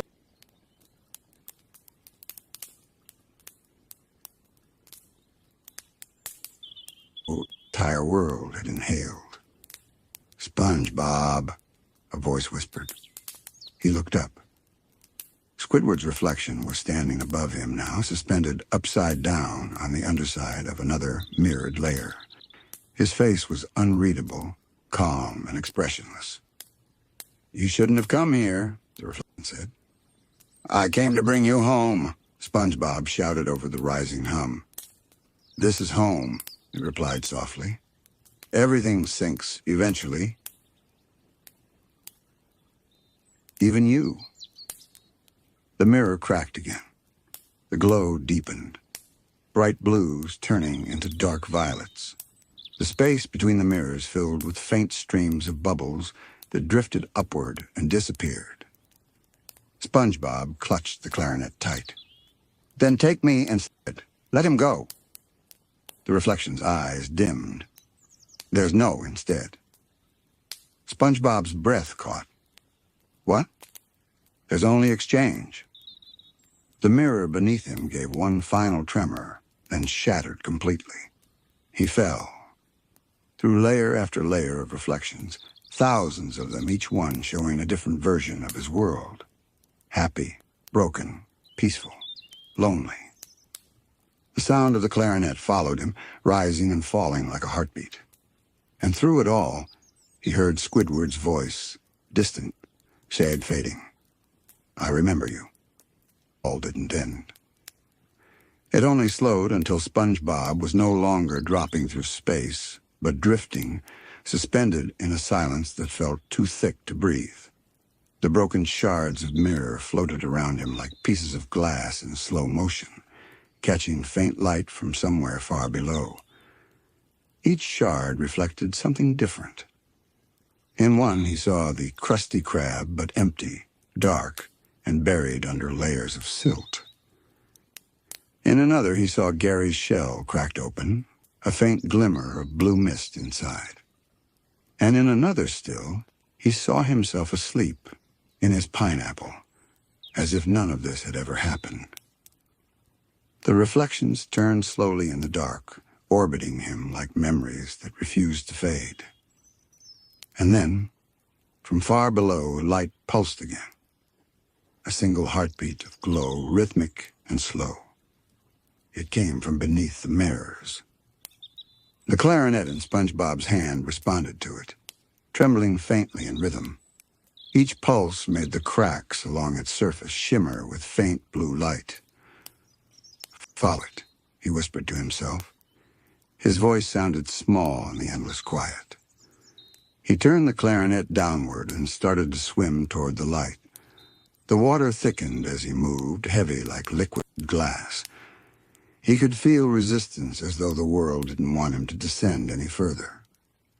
But the light grew stronger, shifting from blue to violet, then to pale white. It wasn't a single source anymore. It looked like an entire city glowing in the deep. When SpongeBob opened his eyes, there was no reflection left. No glass, no horizon. Just an expanse of dark water that didn't ripple, perfectly still, perfectly silent. The clarinet floated in front of him, faintly glowing, its sound long gone. For a long moment, SpongeBob didn't move. The silence didn't even feel like quiet. It felt occupied, as though something vast and wordless was listening. He whispered, barely moving his mouth, "Where am I?" The darkness didn't answer. But the faintest shimmer passed across the distance, a pulse that echoed faintly in the shape of his voice. He turned slowly in the water. There was nothing to see. Yet somehow he knew the mirror was still there beneath everything, beneath even him. This wasn't below the surface anymore. This was the surface. The world's underside. The reflection of all things that ever sank. And then he saw it. A faint outline ahead, walking toward him across the nothingness. Its steps didn't disturb the water. Its body gave off no shadow, but its shape was familiar. "Squidward," SpongeBob whispered. The figure didn't stop. When it came close enough, SpongeBob could see that it looked almost like him. Same body, same clothes, but made of dim blue glass, its edges glowing faintly as if catching light from a place that didn't exist anymore. SpongeBob took a step back, clutching the clarinet. "You're not him." The figure smiled faintly. "Neither are you." It spoke in a voice that wasn't entirely sound. It resonated through SpongeBob's thoughts, calm but echoing like a memory he'd never lived. "Who are you?" SpongeBob asked. The figure tilted its head. the part that looks back. The surface beneath them rippled once faintly, and in that ripple, SpongeBob saw flashes of light. The Krusty Krab, the jellyfish fields, the pineapple house, Patrick asleep under a rock, tiny dreamlike moments glowing inside the ripple before fading again. All memories. He realized the mirror wasn't showing reflections. It was showing remnants. The things the sea remembered after everyone stopped looking. The glass figure, his mirror self, turned its head slightly, listening to something far away. "He's still playing, you know," it said softly. "Who?" SpongeBob whispered, though he already knew. "Squidward. His song echoes through every layer of this place. It keeps the mirror breathing." The clarinet in SpongeBob's hands pulsed gently once, like a beat. He held it tighter. "Then I'll bring him back. I have to." The figure stepped closer. Its glassy hand reached out and touched the clarinet's bell. The glow spread between them, forming a faint pattern in the water like light bending through a deep current. "You can't bring him back," it said, "but you can carry what he left behind." SpongeBob shook his head. "I don't want to carry memories. I want him back." The figure's expression softened, or maybe it was the light changing. "You think memory and presence are different things?" Before SpongeBob could answer, the mirror sea stirred. A faint tremor spread beneath them. The sound of the clarinet began again, soft, low, steady. But this time, it wasn't coming from the instrument. It was coming from below. The figure looked down. "He's close." SpongeBob followed its gaze. Beneath the faint shimmer of the water's skin, he could see another shape moving long, slow, graceful. Squidward's silhouette, playing motionless and fluid at once. Without thinking, SpongeBob dove. The figure didn't follow. It only watched as SpongeBob vanished into the depths, the clarinet's glow trailing behind him like a falling star.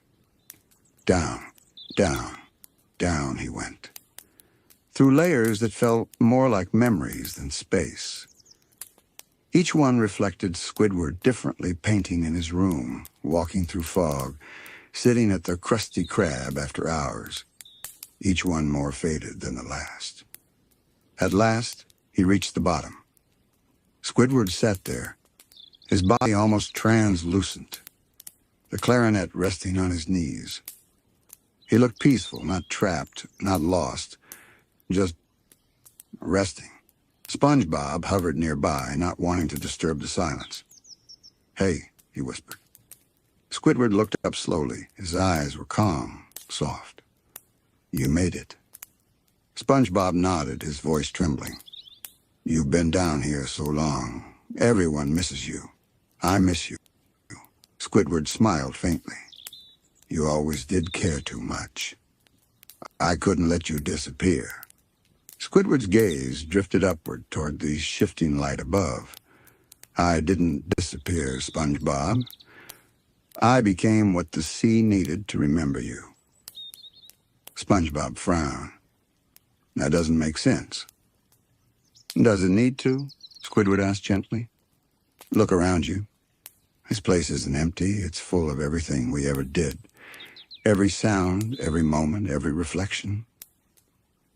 SpongeBob felt tears he couldn't explain press against his eyes. "Then what do I do?" Squidward handed him the clarinet. "Wake up." Before SpongeBob could respond, Squidward began to fade slowly, beautifully, like ink dissolving into water. The glow from the clarinet spread outward, surrounding everything. The sea trembled, mirrors shattering and reforming, reflections twisting back into place. SpongeBob clutched the clarinet to his chest as the world folded in on itself until everything turned white. He opened his eyes to the sound of gentle bubbling. He was back in the Krusty Krab. The lights were dim. The room was empty. The clarinet rested in his hand, silent and cool. Outside, the ocean was calm, moonlight drifting through the windows. He sat there for a long time, listening to the quiet. When he finally played a note, it sounded different, softer, deeper. And somewhere in the distance, another note answered. Just once. Then the water went still again. SpongeBob smiled faintly, eyes heavy with sleep. "Good night, Squidward." He set the clarinet gently on the table beside him, the faint reflection of both of them shimmering in the glassy surface below. And as he closed his eyes, the mirror of the sea rippled once and then went quiet. The Krusty Krab had never been so still. The faint hum of the fryer was gone, the bubbles in the grease tank completely still, and even the distant groan of the ocean currents seemed to have fallen away. SpongeBob sat in the middle of the dining area, the clarinet across his lap. He hadn't lit the lights, he didn't need to. The glow from the moon filtered through the glass like liquid silver, stretching across the tables and pooling in soft ripples on the floor. Every sound seemed heavier now. His breathing, the tiny creak of the stool beneath him, the slow beat of his own pulse echoing through the water. The clarinet had changed. Its surface shimmered faintly, not with light, but with sound, faint, invisible ripples pulsing outward from its holes like a heartbeat he couldn't quite hear. He lifted it to his mouth and played one soft note. The tone spread slowly through the air, bending the reflections on the walls, warping the shadows just slightly as it passed.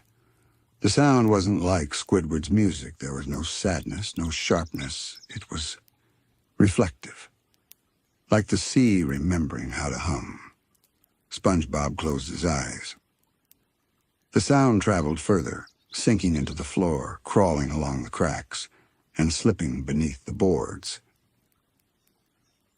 He could almost feel it, like the melody was finding a path, weaving its way through unseen corridors below.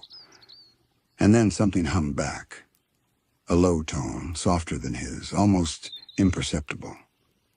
It came from beneath the Krusty Krab. He froze, the clarinet hovering just above his lap. "Squidward?" he whispered. The hum grew louder, still soft but insistent, a mirror note, a perfect, echoing reply. He stood slowly, clutching the clarinet, and walked toward the kitchen. The tiles beneath his feet vibrated faintly with each tone that passed. The sound wasn't in the air anymore. It was in the walls, in the floor, in the water itself. He reached the freezer door, the one where it had all begun. The same faint chill brushed his face when he opened it. Inside, everything looked ordinary except for the faint shimmer in the far corner, where the mirror had once been. He stepped closer. The shimmer rippled faintly as the hum continued, forming a circle of pale light on the metal wall. It wasn't a mirror now, but a memory of one. When he pressed his hand against it, the surface rippled gently under his fingers, not like glass, not like water, but something in between. And through it he heard Squidward's voice. Not words, not even melody. Just tone, long, low, and impossibly distant, like it had traveled through miles of dark water to reach him. SpongeBob held the clarinet tighter. "You're still there," he whispered. "Aren't you?" The tone shivered, bending upward, almost forming an answer. He began to play again, softly, letting his breath flow steady and calm. One note, then another, weaving into the hum beneath him. The two tones met in the middle, his and Squidward's, and the light shimmered brighter, trembling as though trying to form something tangible. For a brief moment, he saw a shape, Squidward's outline, blurry and glowing faintly behind the metal, moving in slow rhythm with the sound. SpongeBob's chest ached. "I can hear you." The shadow pressed its hand against the other side of the light. He pressed his own hand to meet it. But instead of warmth, instead of comfort, there was vibration. A pulse of sound so deep it rattled through his bones, spreading through every part of him. The shadow's outline began to blur. The hum rose, louder now, and another note, higher, sharper, joined it. Not Squidward. Not SpongeBob. Something else. Something in the mirror between them. The surface rippled violently, the sound vibrating so intensely that the air itself seemed to bend. SpongeBob staggered back, the clarinet to his chest. The tone deepened, no longer melodic, no longer comforting. It was hollow now, ancient, like the sea itself was breathing. And within that sound, words began to take shape. Not spoken, not sung, felt. Every song has two sides. The mirror flared, light blooming outward. SpongeBob shielded his eyes, the clarinet vibrating so violently, it almost slipped from his grip. The hum became a roar, the roar became silence, and then for one impossible moment, there was only stillness again. He opened his eyes slowly. The shimmer was gone. The freezer empty. Only the soft echo of the last note remained, fading into the deep, dark quiet. But something else was different now, something subtle. The Krusty Krab didn't sound like it used to. The air carried a faint, constant vibration, like a low, hidden tone playing beneath everything, shaping the silence itself. And SpongeBob knew then that whatever had answered him wasn't just Squidward. It was the echo of every sound Bikini Bottom had ever made. A shadow of sound, the memory of noise still playing somewhere far beneath the sea. SpongeBob stayed still for a long time, his breath slow and shallow. The faint hum beneath the floorboards continued, steady and deep, as if the Krusty Krab itself were breathing. The sound wasn't frightening, not anymore. It was steady, patient, and endless, like something ancient had simply awakened to listen. He looked down at the clarinet in his hands. Its surface, once black and glossy, now shimmered faintly in the dim light, as if the notes he had played were still echoing inside it, trapped like soft currents in a shell. Every song has two sides, he whispered to himself. He didn't know who had said it, or what it truly meant, but the phrase hung in his mind like a tide that refused to recede. He walked out into the dining room again, moving slowly through the silence. The moonlight had shifted, sliding across the floor like liquid glass. When he passed one of the windows, he noticed something odd. His reflection didn't move right away. It lagged. Just a second, but it lagged. He froze. The reflection of the clarinet in his hand shimmered faintly, then flickered, like the image underwater when a current passes through. SpongeBob tilted his head slowly to the side. His reflection didn't follow. Instead, it raised the clarinet and brought it to its mouth. SpongeBob's breath caught. A sound emerged from the glass, faint, distant, like the memory of a melody played a long time ago. He didn't move. The note stretched softly, echoing through the water-filled air. Then another note followed, harmonizing perfectly with the low hum beneath the floor. The reflection lowered the clarinet and looked directly at him. Its eyes glowed faintly blue, calm and unblinking. SpongeBob whispered, "Are you me?" The reflection didn't answer, but it smiled not cruelly and not kindly, but knowingly. Then, without warning, it stepped back from the window and dissolved into ripples. The sound of the melody remained, weaving itself gently through the stillness. SpongeBob felt his legs trembling, though not from fear. Something inside him was shifting, like the rhythm of his own thoughts had started syncing with the pulse of the sea. He set the clarinet on one of the tables and sat down. The hum beneath the floor, the soft melody from the reflection, and the whisper of the ocean outside, they were all in tune now. Together, they formed something close to a lullaby. He listened. In the distance, faintly, another sound joined. The echo of Squidward's clarinet. But it wasn't coming from the freezer this time, it was coming from outside. SpongeBob stood slowly and made his way to the door. When he opened it, the sea outside was darker than he had ever seen it. Not black, but deep indigo, like the night sky had sunk into the water. The moonlight shimmered through it in long, wavering beams. The sound was clearer now, Squidward's music, calm and slow, carried by the current. He stepped outside. The sand crunched faintly beneath his shoes. Every grain sparkled faintly, responding to the music as if alive.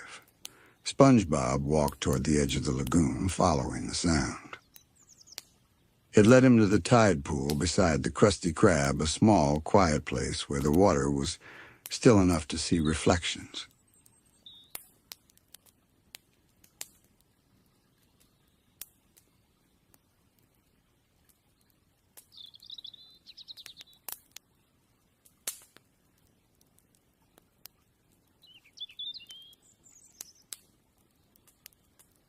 He knelt beside it.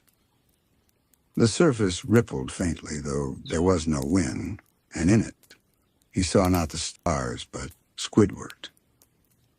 He was sitting at his usual chair, clarinet to his lips, eyes closed, his expression peaceful. But he wasn't really there, only his reflection, glowing faintly, framed by a faint ring of light. "Squidward," SpongeBob whispered, his voice trembling. The reflection kept playing. The notes rose softly through the water, curling through the night like ribbons of silver sound. SpongeBob leaned closer, his reflection overlapping with Squidward's in the pool. For a moment, their shapes blurred together, yellow and turquoise, memory and presence, until the water shimmered and their edges disappeared entirely. And in that moment, SpongeBob understood. The music wasn't coming from Squidward. It was coming through him, through the memory of him, through the sea that remembered every note he had ever played. It was the shadow of sound, the resonance that remained after the song ended. He sat there listening. The clarinet on the table inside began to hum faintly again, even though no one touched it. The sound was soft, steady, breathing in rhythm with the tide. SpongeBob closed his eyes and let it wash over him. He remembered Squidward's lessons, his sighs of frustration, his off-key practice sessions, his stubborn perfectionism. He remembered laughter, scolding, and the quiet moments after work when Squidward would play just for himself soft, secret melodies that drifted into the night. Now those sounds were alive again, not in air or echo, but in the sea itself. The tide pool shimmered brighter. SpongeBob opened his eyes and saw that the reflection of Squidward was looking at him now, smiling faintly. Not a dream, not a ghost, just a memory finally seen from the right angle. "Keep playing," the reflection whispered, though no sound came.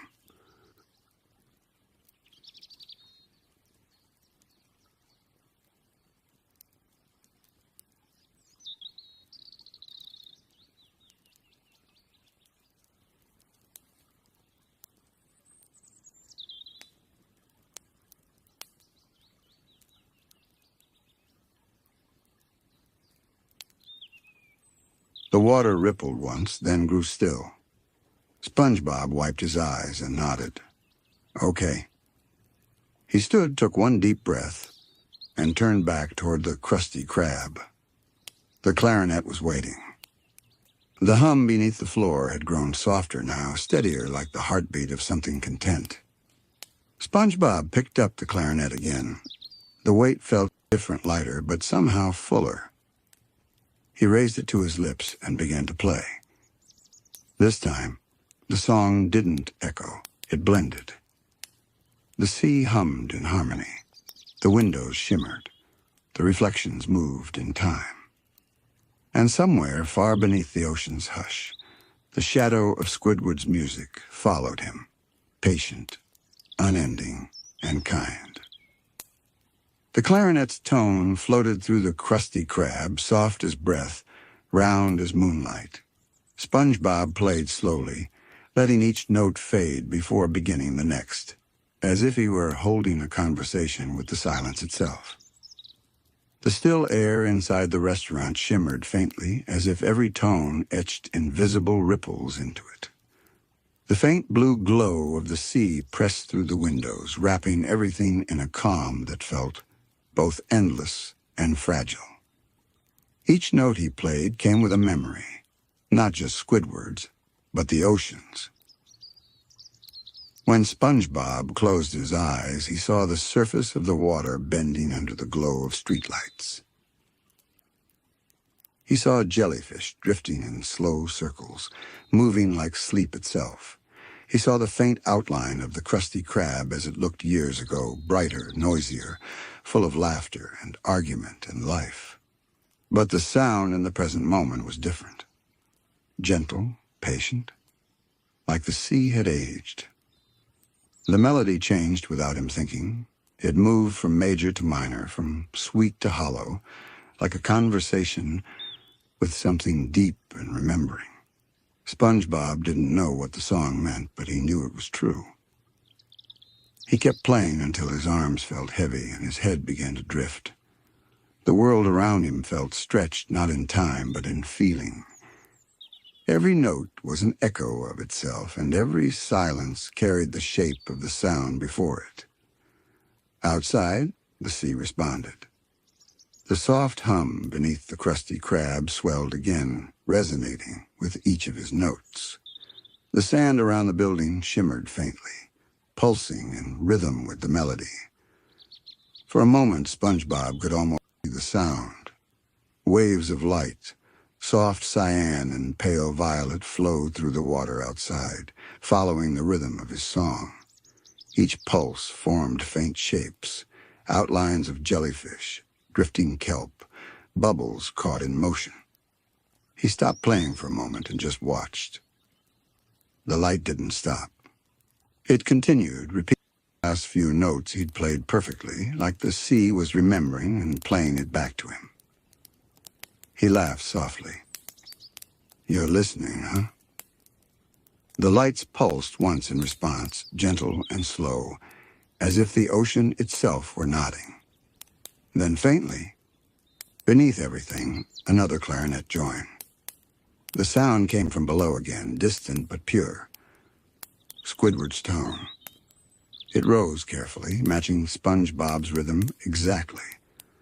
The two melodies entwined like currents meeting mid-ocean, not competing, just flowing side by side. SpongeBob's throat tightened. His eyes burned with tears he didn't notice. He whispered, "You never left, did you?" The answer came in music, soft, low, and certain. He began to play again, letting the two melodies merge. The sea outside shimmered brighter now, the windows glowing faintly like glass lanterns.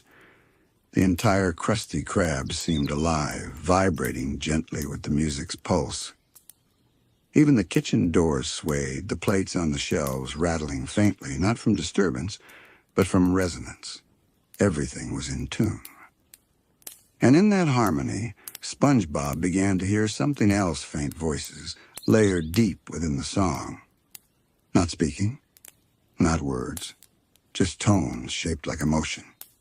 He heard laughter, the echo of customers ordering Krabby Patties, Patrick's muffled giggle, Mr. Krabs counting coins in the back.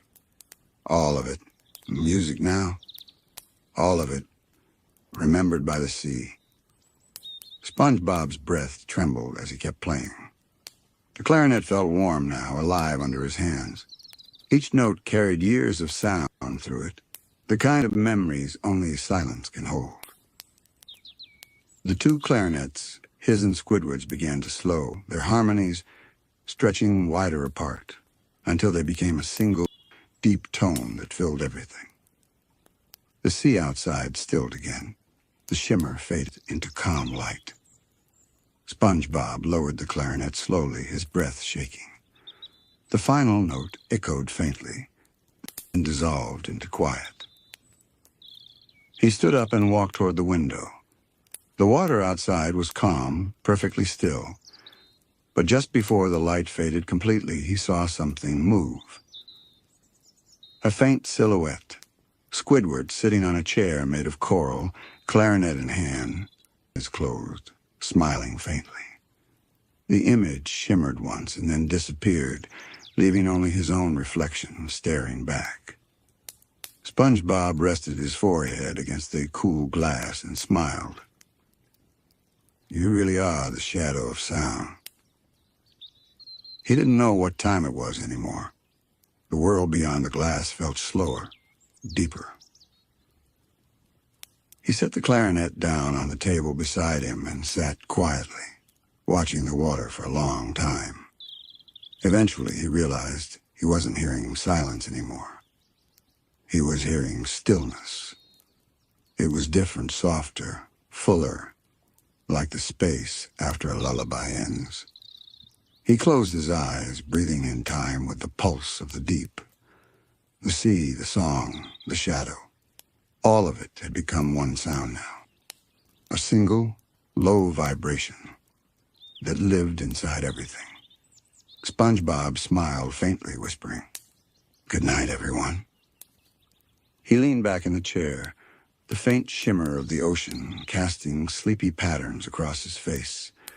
The clarinet hummed once more quietly, like a sigh before going still. Outside, the sand glowed faintly, then faded to black. The Krusty Krab sign flickered once, and the sea, gentle and endless, settled into its dream.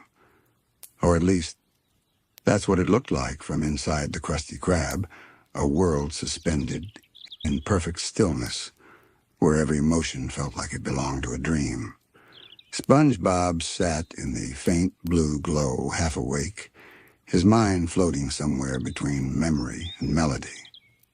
The clarinet rested across his lap, still warm from the last song. Every so often, it seemed to hum softly on its own. Not sound exactly, but vibration, as if some piece of Squidward's essence still lingered within its wood. He thought of all the nights they'd shared here, the quiet dinners after closing, the way Squidward would complain about everything but secretly enjoy the company. He remembered how the clarinet had always been Squidward's voice when words failed him. Now, that voice echoed through the water itself. SpongeBob stood slowly, moving toward the window again. The sea outside looked endless deeper than usual, darker, as if it had swallowed the stars. Yet somewhere in that darkness there was light. A faint shimmer pulsed far away, steady, rhythmic, like a heartbeat. He pressed his palm to the glass. "Are you still there?" No answer. Only the gentle sway of the current. But then the faintest vibration. The kind you don't hear but feel. It traveled up through his hand, into his arm, across his chest. And with it came something else. Sound. Faint, fractured, but familiar. The same melody he and Squidward had played together, echoing back from the distance. SpongeBob's breath caught. It's still playing. He opened the door and stepped out into the cold, open sea. The water greeted him like silk, cool, soft, and infinite. He moved slowly, floating above the sand, following the faint rhythm that pulsed through the depths. Every few moments he caught glimpses of reflection, the shimmer of the mirror world. Fragments of his own face appeared beside him, behind him, ahead of him. Each reflection whispered back the same question. What is sound but memory repeating? He swam deeper. The Krusty Krab faded behind him until its warm glow became a small dot. The rhythm below grew louder now, deep and steady. And then he saw it. A vast, translucent structure beneath him like a mirror made of water. It stretched in every direction, reflecting nothing but faint blue light.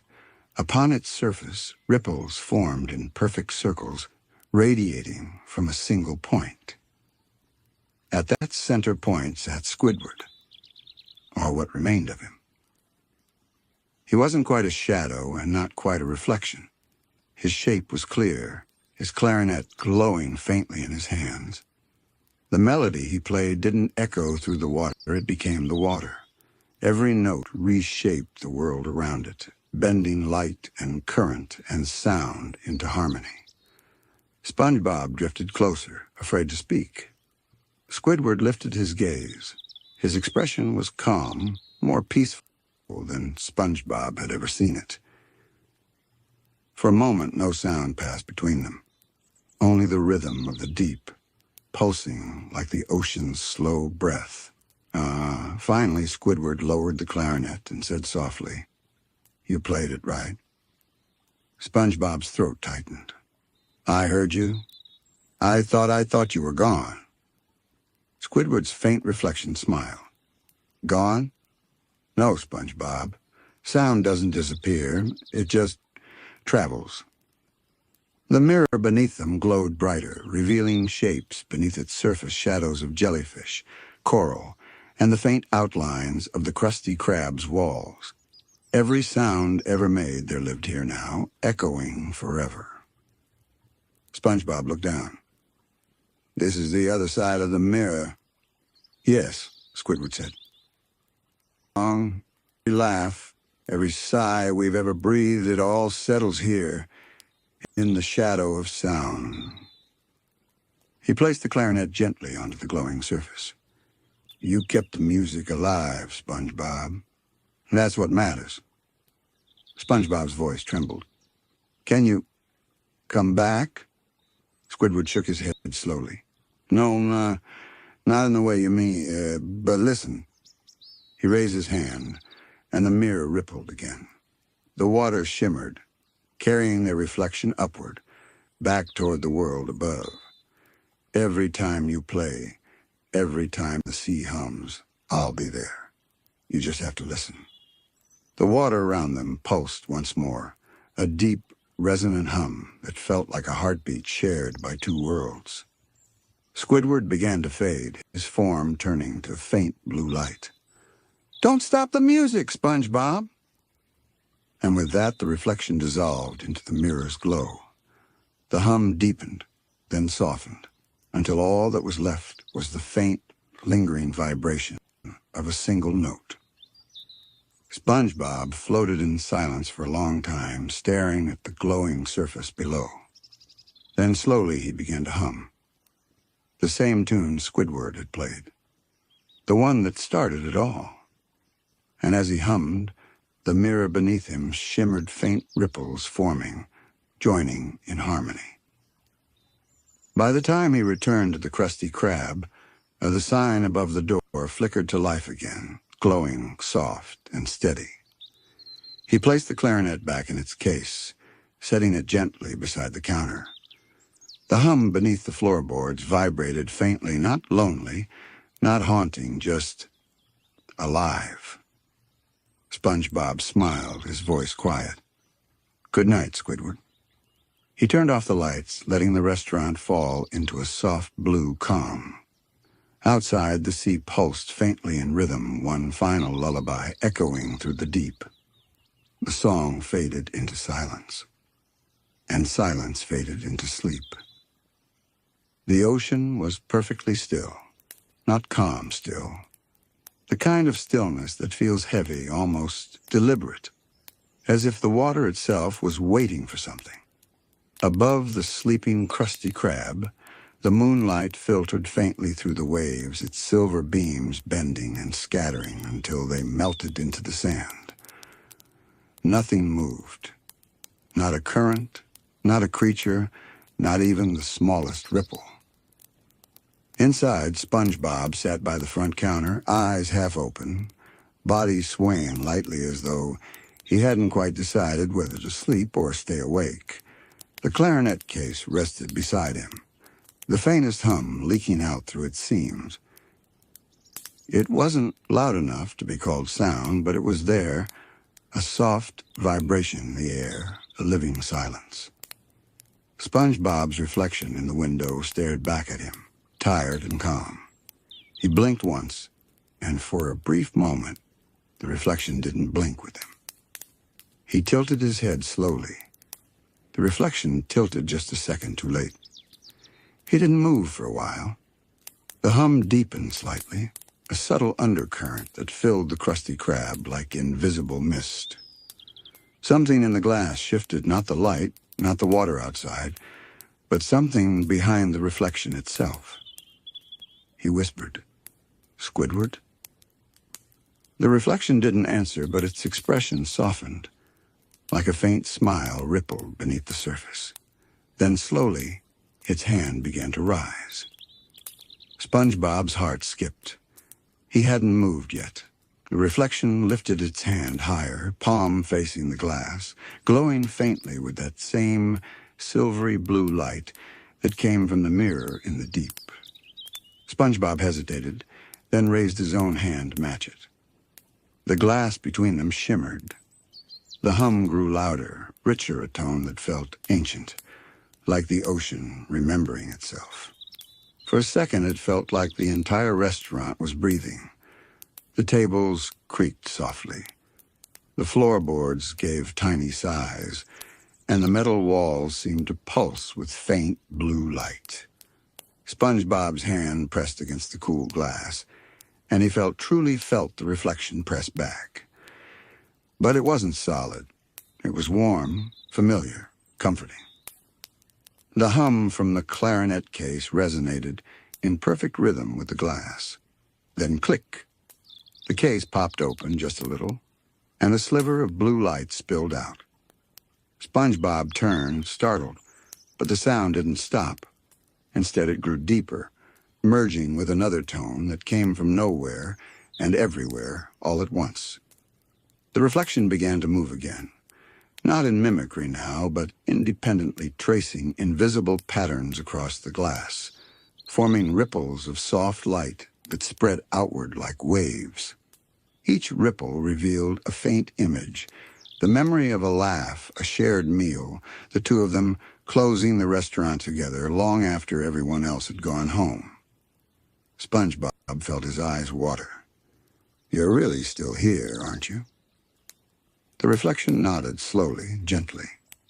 Then it placed its hand flat against the glass, exactly where SpongeBob's rested.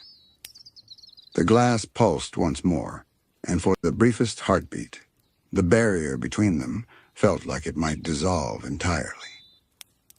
The water outside the Krusty Krab shifted for the first time that night, forming slow, lazy currents that wrapped around the building like the sea itself had leaned closer to listen. The faint light from the clarinet illuminated the reflection's face now, clear and calm. SpongeBob saw something there that he hadn't before, not just Squidward, something older, the memory of sound, the ocean's own reflection of everything it had ever heard. The hum deepened once more, and this time it spoke, not in words, but in tone and emotion. It said, "Remember." The floor beneath SpongeBob's feet began to glow faintly, outlining the shape of the Krusty Krab's foundation. He could see it clearly now, a spiral pattern carved into the sand beneath, hidden all this time. The spiral pulsed in rhythm with the reflection's glow, each beat sending faint ripples through the glass. SpongeBob whispered, "What is this place?" The reflection tilted its head, then gestured toward the floor. The spiral began to brighten. And in that light, SpongeBob saw them all. Tiny reflections of every sound that had ever filled this place. The laughter, the sizzling patties, the angry shouts, the tired sighs, the music that had once echoed from Squidward's clarinet. It was all here, layered into the very foundation of the restaurant, looping in infinite rhythm. SpongeBob's breath caught in wonder. It remembers everything. The reflection nodded again, The hum softened. The Krusty Krab was no longer just a building. It was an echo chamber of everything that had ever... Something older, the memory of sound, the ocean's own reflection of everything it had ever heard. The hum deepened once more, and this time it spoke, not in words, but in tone and emotion. It said, "Remember." The floor beneath SpongeBob's feet began to glow faintly, outlining the shape of the Krusty Krab's foundation. He could see it clearly now, a spiral pattern carved into the sand beneath, hidden all this time. The spiral pulsed in rhythm with the reflection's glow, each beat sending faint ripples through the glass. SpongeBob whispered, "What is this place?" The reflection tilted its head, then gestured toward the floor. The spiral began to brighten. And in that light, SpongeBob saw them all. Tiny reflections of every sound that had ever filled this place.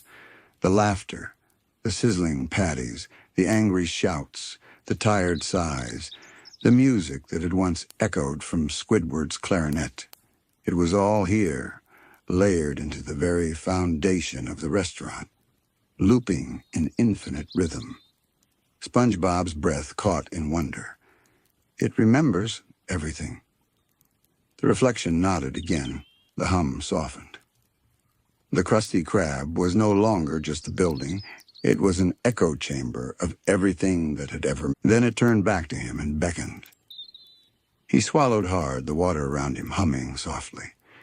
He felt the tug in his chest, the quiet, curious ache that always came before discovery. He whispered, "You want me to follow you?" The reflection nodded once. The surface of the glass rippled like a slow heartbeat. The hum from the clarinet case deepened in response, resonating with it perfectly, a bridge between two sounds, two worlds. SpongeBob looked back over his shoulder. The real Krusty Krab was silent. The grill gleamed faintly. The chairs stood neatly arranged. The smell of salt and grease still hung in the water. Everything felt safe. And yet he knew if he didn't follow this moment, it would fade like a dream the moment he looked away. He took a deep breath, placed both hands on the glass, and leaned forward. It didn't resist. It accepted. The surface gave way beneath his touch, like warm water yielding to the tide. He stepped through one small motion that felt like falling and floating at once. There was no splash, no sound, just a slow, weightless drift.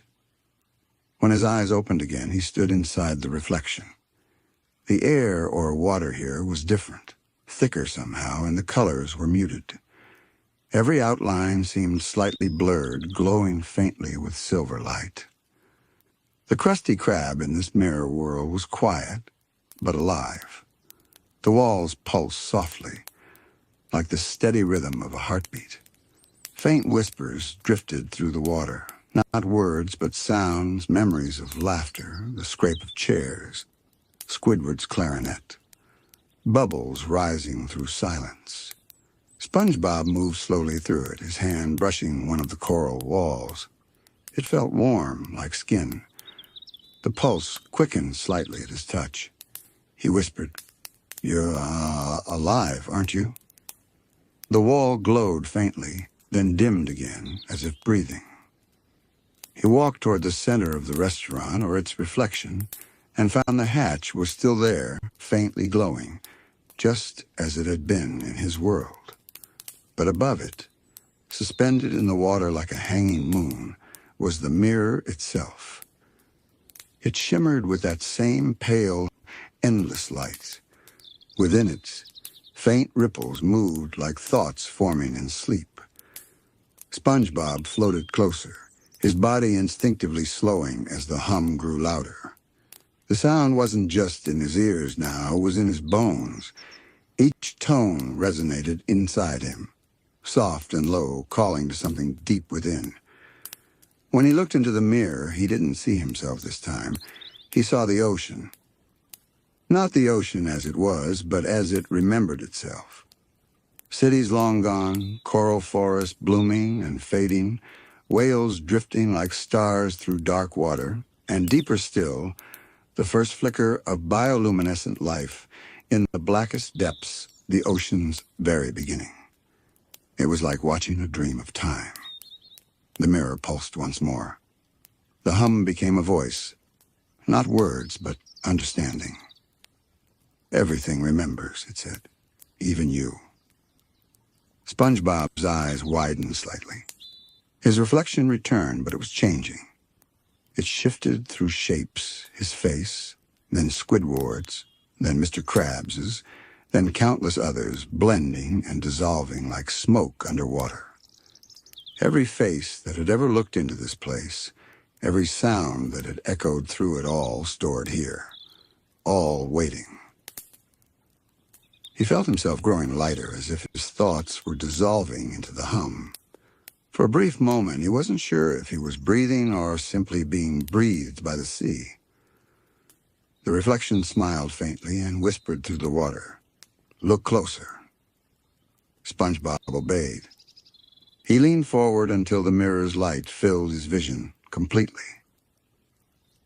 And in that endless glow, he saw the truth, not of the sea, but of sound itself.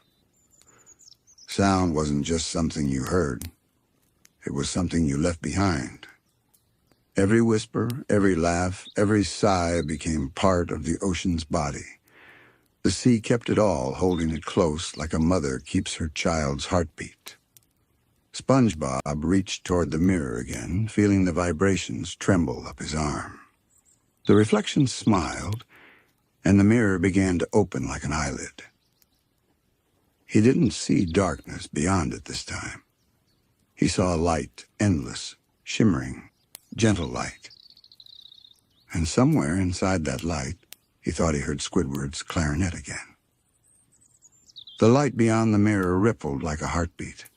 It wasn't blinding, it was soft, like the light that filters through the top of the ocean at dawn. SpongeBob hovered before it, hands trembling slightly. The pull wasn't frightening now, it was patient, kind, and strangely familiar. He whispered, "You've been calling me here for a long time, haven't you?" The mirror didn't answer in words, but the hum that filled the water deepened, resonating like a quiet yes. SpongeBob looked down. The floor beneath him, the coral-grown tiles and sand had begun to shift. Shapes appeared, forming slow, swirling patterns that looked like sound waves frozen in motion. They pulsed faintly, like a living memory. He realized he wasn't standing in the Krusty Krab anymore. He was standing inside the reflection of a sound. Every wall, every ripple, every gleam of light around him was made of vibration, gently glowing in rhythm with his heartbeat. And within those glowing waves, faces flickered. Not just his or Squidward's, but the entire town. Patrick's laughter glimmered through one pulse of light, like a reflection caught on a bubble. Sandy's voice echoed from another, muffled and soft. Even Mr. Krab's booming chuckle rippled faintly from the depths, accompanied by the faint clinking of coins that sounded more like bells than metal. The mirror wasn't showing him another world anymore. It was showing him the memory of this one. Every note, every sound ever made beneath the sea preserved in a still reflection of time. The hum deepened again, slow, rising, steady. SpongeBob floated closer, his movements instinctive, gentle. The mirror's surface shimmered in response, and then, for the first time, something spoke from within it. A voice, soft as the ocean's breath. "Do you remember the first sound you ever heard?" SpongeBob blinked. "The first sound?" The voice, calm, timeless, continued. "Not the sea, not the world around you. You, the sound that told you who you were." He hesitated, thinking. The question felt strange but true. The first sound he remembered wasn't the crash of waves or the hiss of bubbles. It was laughter. His own. He remembered being small before work, Before routine, just floating, bubbling with joy, hearing his laugh echo around him and realizing it belonged to him, that it was his sound. He smiled faintly. It was laughter. The light shimmered warmly in response, vibrating with gentle agreement. "Yeah," said the voice. "That's why the sea keeps you. It remembers those who remember themselves." SpongeBob tilted his head. "Keeps me?" The mirror brightened. "Every sound leaves a shadow. Every life leaves an echo. Most fade, a few linger. You and those like you have always left sound that stays. That's why you hear us now." SpongeBob floated closer until his face nearly touched the light. "Why me? Why now?" The reflection shifted again, his own image looking back at him, but not quite him. It was smiling softly, like someone who already knew the answer. "Because the sea is tired," the voice said quietly, "and it needs dreamers to remember its sound." He didn't fully understand, but he felt it, the weight behind the words, the longing in the tone. The ocean wasn't just a body of water. It was memory itself, a living archive of everything that ever was. And slowly, as time went on, it was forgetting itself. The silence growing in the depths wasn't emptiness, it was forgetting. SpongeBob looked around at the shimmering walls, at the faint faces glowing in the ripples. They weren't trapped, they were remembered. The sea had kept them safe in its reflection. And now maybe it was asking him to help it remember again. He whispered, "Oh, what do I do?" The reflection raised his hand, and touched the glass from the inside. SpongeBob did the same. The light pulsed, brighter now, spreading outward in smooth waves. The patterns of sound that made up the mirror world began to glow, outlining invisible currents that spiraled outward and upward, connecting everything. Now every sound that had ever been laughter, music, silence, all blending into one vast, still chord. SpongeBob's body hummed with it. He could feel every vibration, every whisper. It didn't hurt. It was peaceful, a slow, infinite calm, like being gently cradled in water. The voice spoke again, quieter this time. "When the reflection is still, the sea remembers its shape. When it moves, it dreams. You are part of that dream now." He looked down at his hands. Light flowed through them, not harsh or blinding, but steady, as if the ocean's own heartbeat had found its way inside him. He was no longer a visitor in the reflection.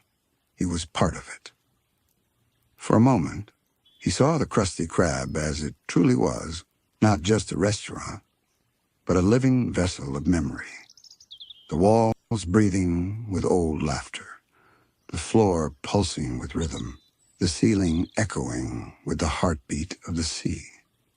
Everything that had ever happened there was still happening all at once, perfectly quiet and perfectly remembered.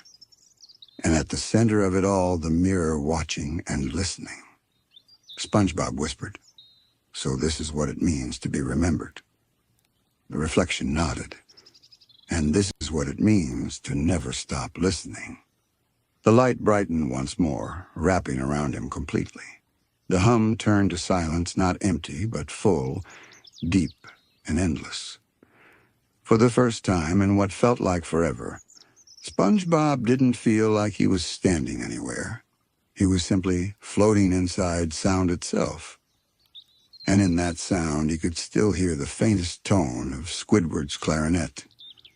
The sound of the clarinet carried through the endless light, faint, steady, and possibly distant. It wasn't a melody now, just a tone suspended forever, like the sea holding its breath. SpongeBob drifted within it, eyes open but relaxed, as if every part of him had become sound. The mirror's world around him no longer looked like a place. It was vast and weightless, a living echo. Patterns of light swirled through the water, forming slow spirals that pulsed in rhythm with the clarinet's hum. Each spiral shimmered with color blue, violet, silver, moving like waves seen through a dream. He turned slowly, looking at the currents that surrounded him.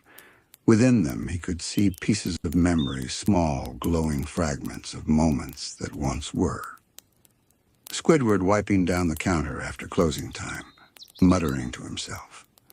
Patrick laughing so hard he snorted bubbles.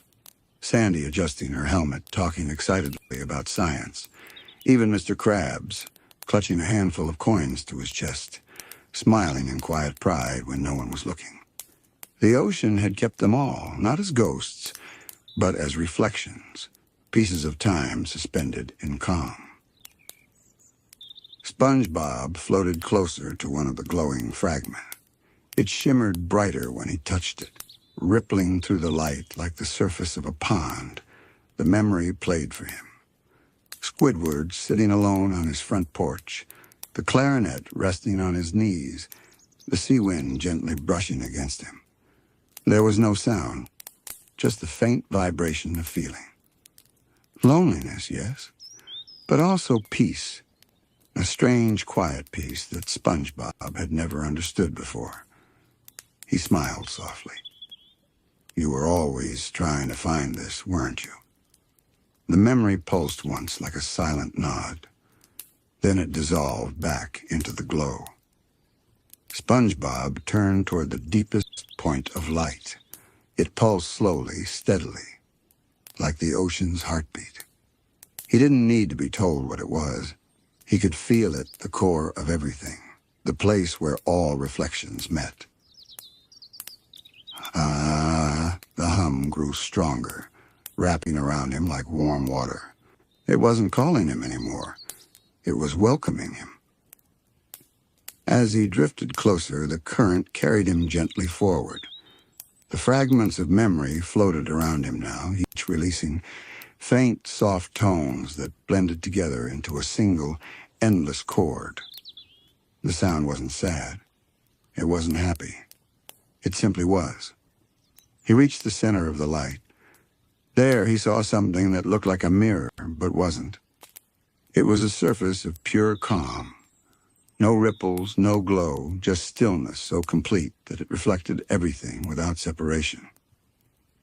And when SpongeBob looked into it, he didn't see himself at all. He saw the sea. Every drop, every creature, every current and sound that had ever passed through it. All of it, connected. All of it, breathing together. The still reflection whispered to him then, though it didn't use words. This is what you've always heard. The ocean doesn't speak, it remembers. And when it grows quiet, it's only listening. He understood. The silence wasn't empty. It was full of everything that had ever mattered. Every sound, every whisper, every heartbeat was still here, forever drifting, never lost. SpongeBob reached out toward the stillness. The moment his hand touched it, the entire ocean seemed to exhale. The reflection rippled once gently, and then light flooded through him. It wasn't blinding. It was warmth, spreading through every part of him, like a lullaby made of sunlight and sea. His memories moved through it, too. Laughter, work, friends, moments of quiet. All blending into the rhythm of the ocean's memory. He saw Squidward again, smiling faintly through the glow. Not sad, not gone, just peaceful. The clarinet's tone lingered for a long, endless second before dissolving into silence. And in that silence, SpongeBob could feel what words never could. The unity of sound and rest, motion and stillness, memory and sleep. His thoughts began to slow. His breathing, too. Everything inside him began to settle, like sand falling to the ocean floor. The light dimmed to a soft glow. The spirals around him began to fade one by one until only the faint shimmer of the Krusty Krab's outline remained gentle, distant, and still. He drifted upward, carried by the quiet current. The mirror's surface met him like dawn meeting the sea. When he opened his eyes again, he was sitting at the same table inside the Krusty Krab. The clarinet case was closed beside him. The glass before him was still. Outside, the ocean was calm. The moonlight swayed gently across the sand. Everything was quiet. But the silence wasn't empty now. It was full of the reflection's hum, of the ocean's breath, of the faint echo of music that would never truly fade. SpongeBob smiled softly, resting his chin on his hands. "You're still here, huh?" He whispered to no one and everyone at once. The faintest vibration passed through the window, the sea's way of nodding. He closed his eyes. The hum of the reflection settled into his heartbeat. His thoughts drifted, slow and weightless, until they were no longer thoughts at all. Only peace, only stillness. The Krusty Krab slept with him, its faint glow pulsing gently in the dark. The sea outside swayed, remembering, reflecting, resting. And far below, in the quiet heart of the ocean, the mirror remained open, endless and dreaming.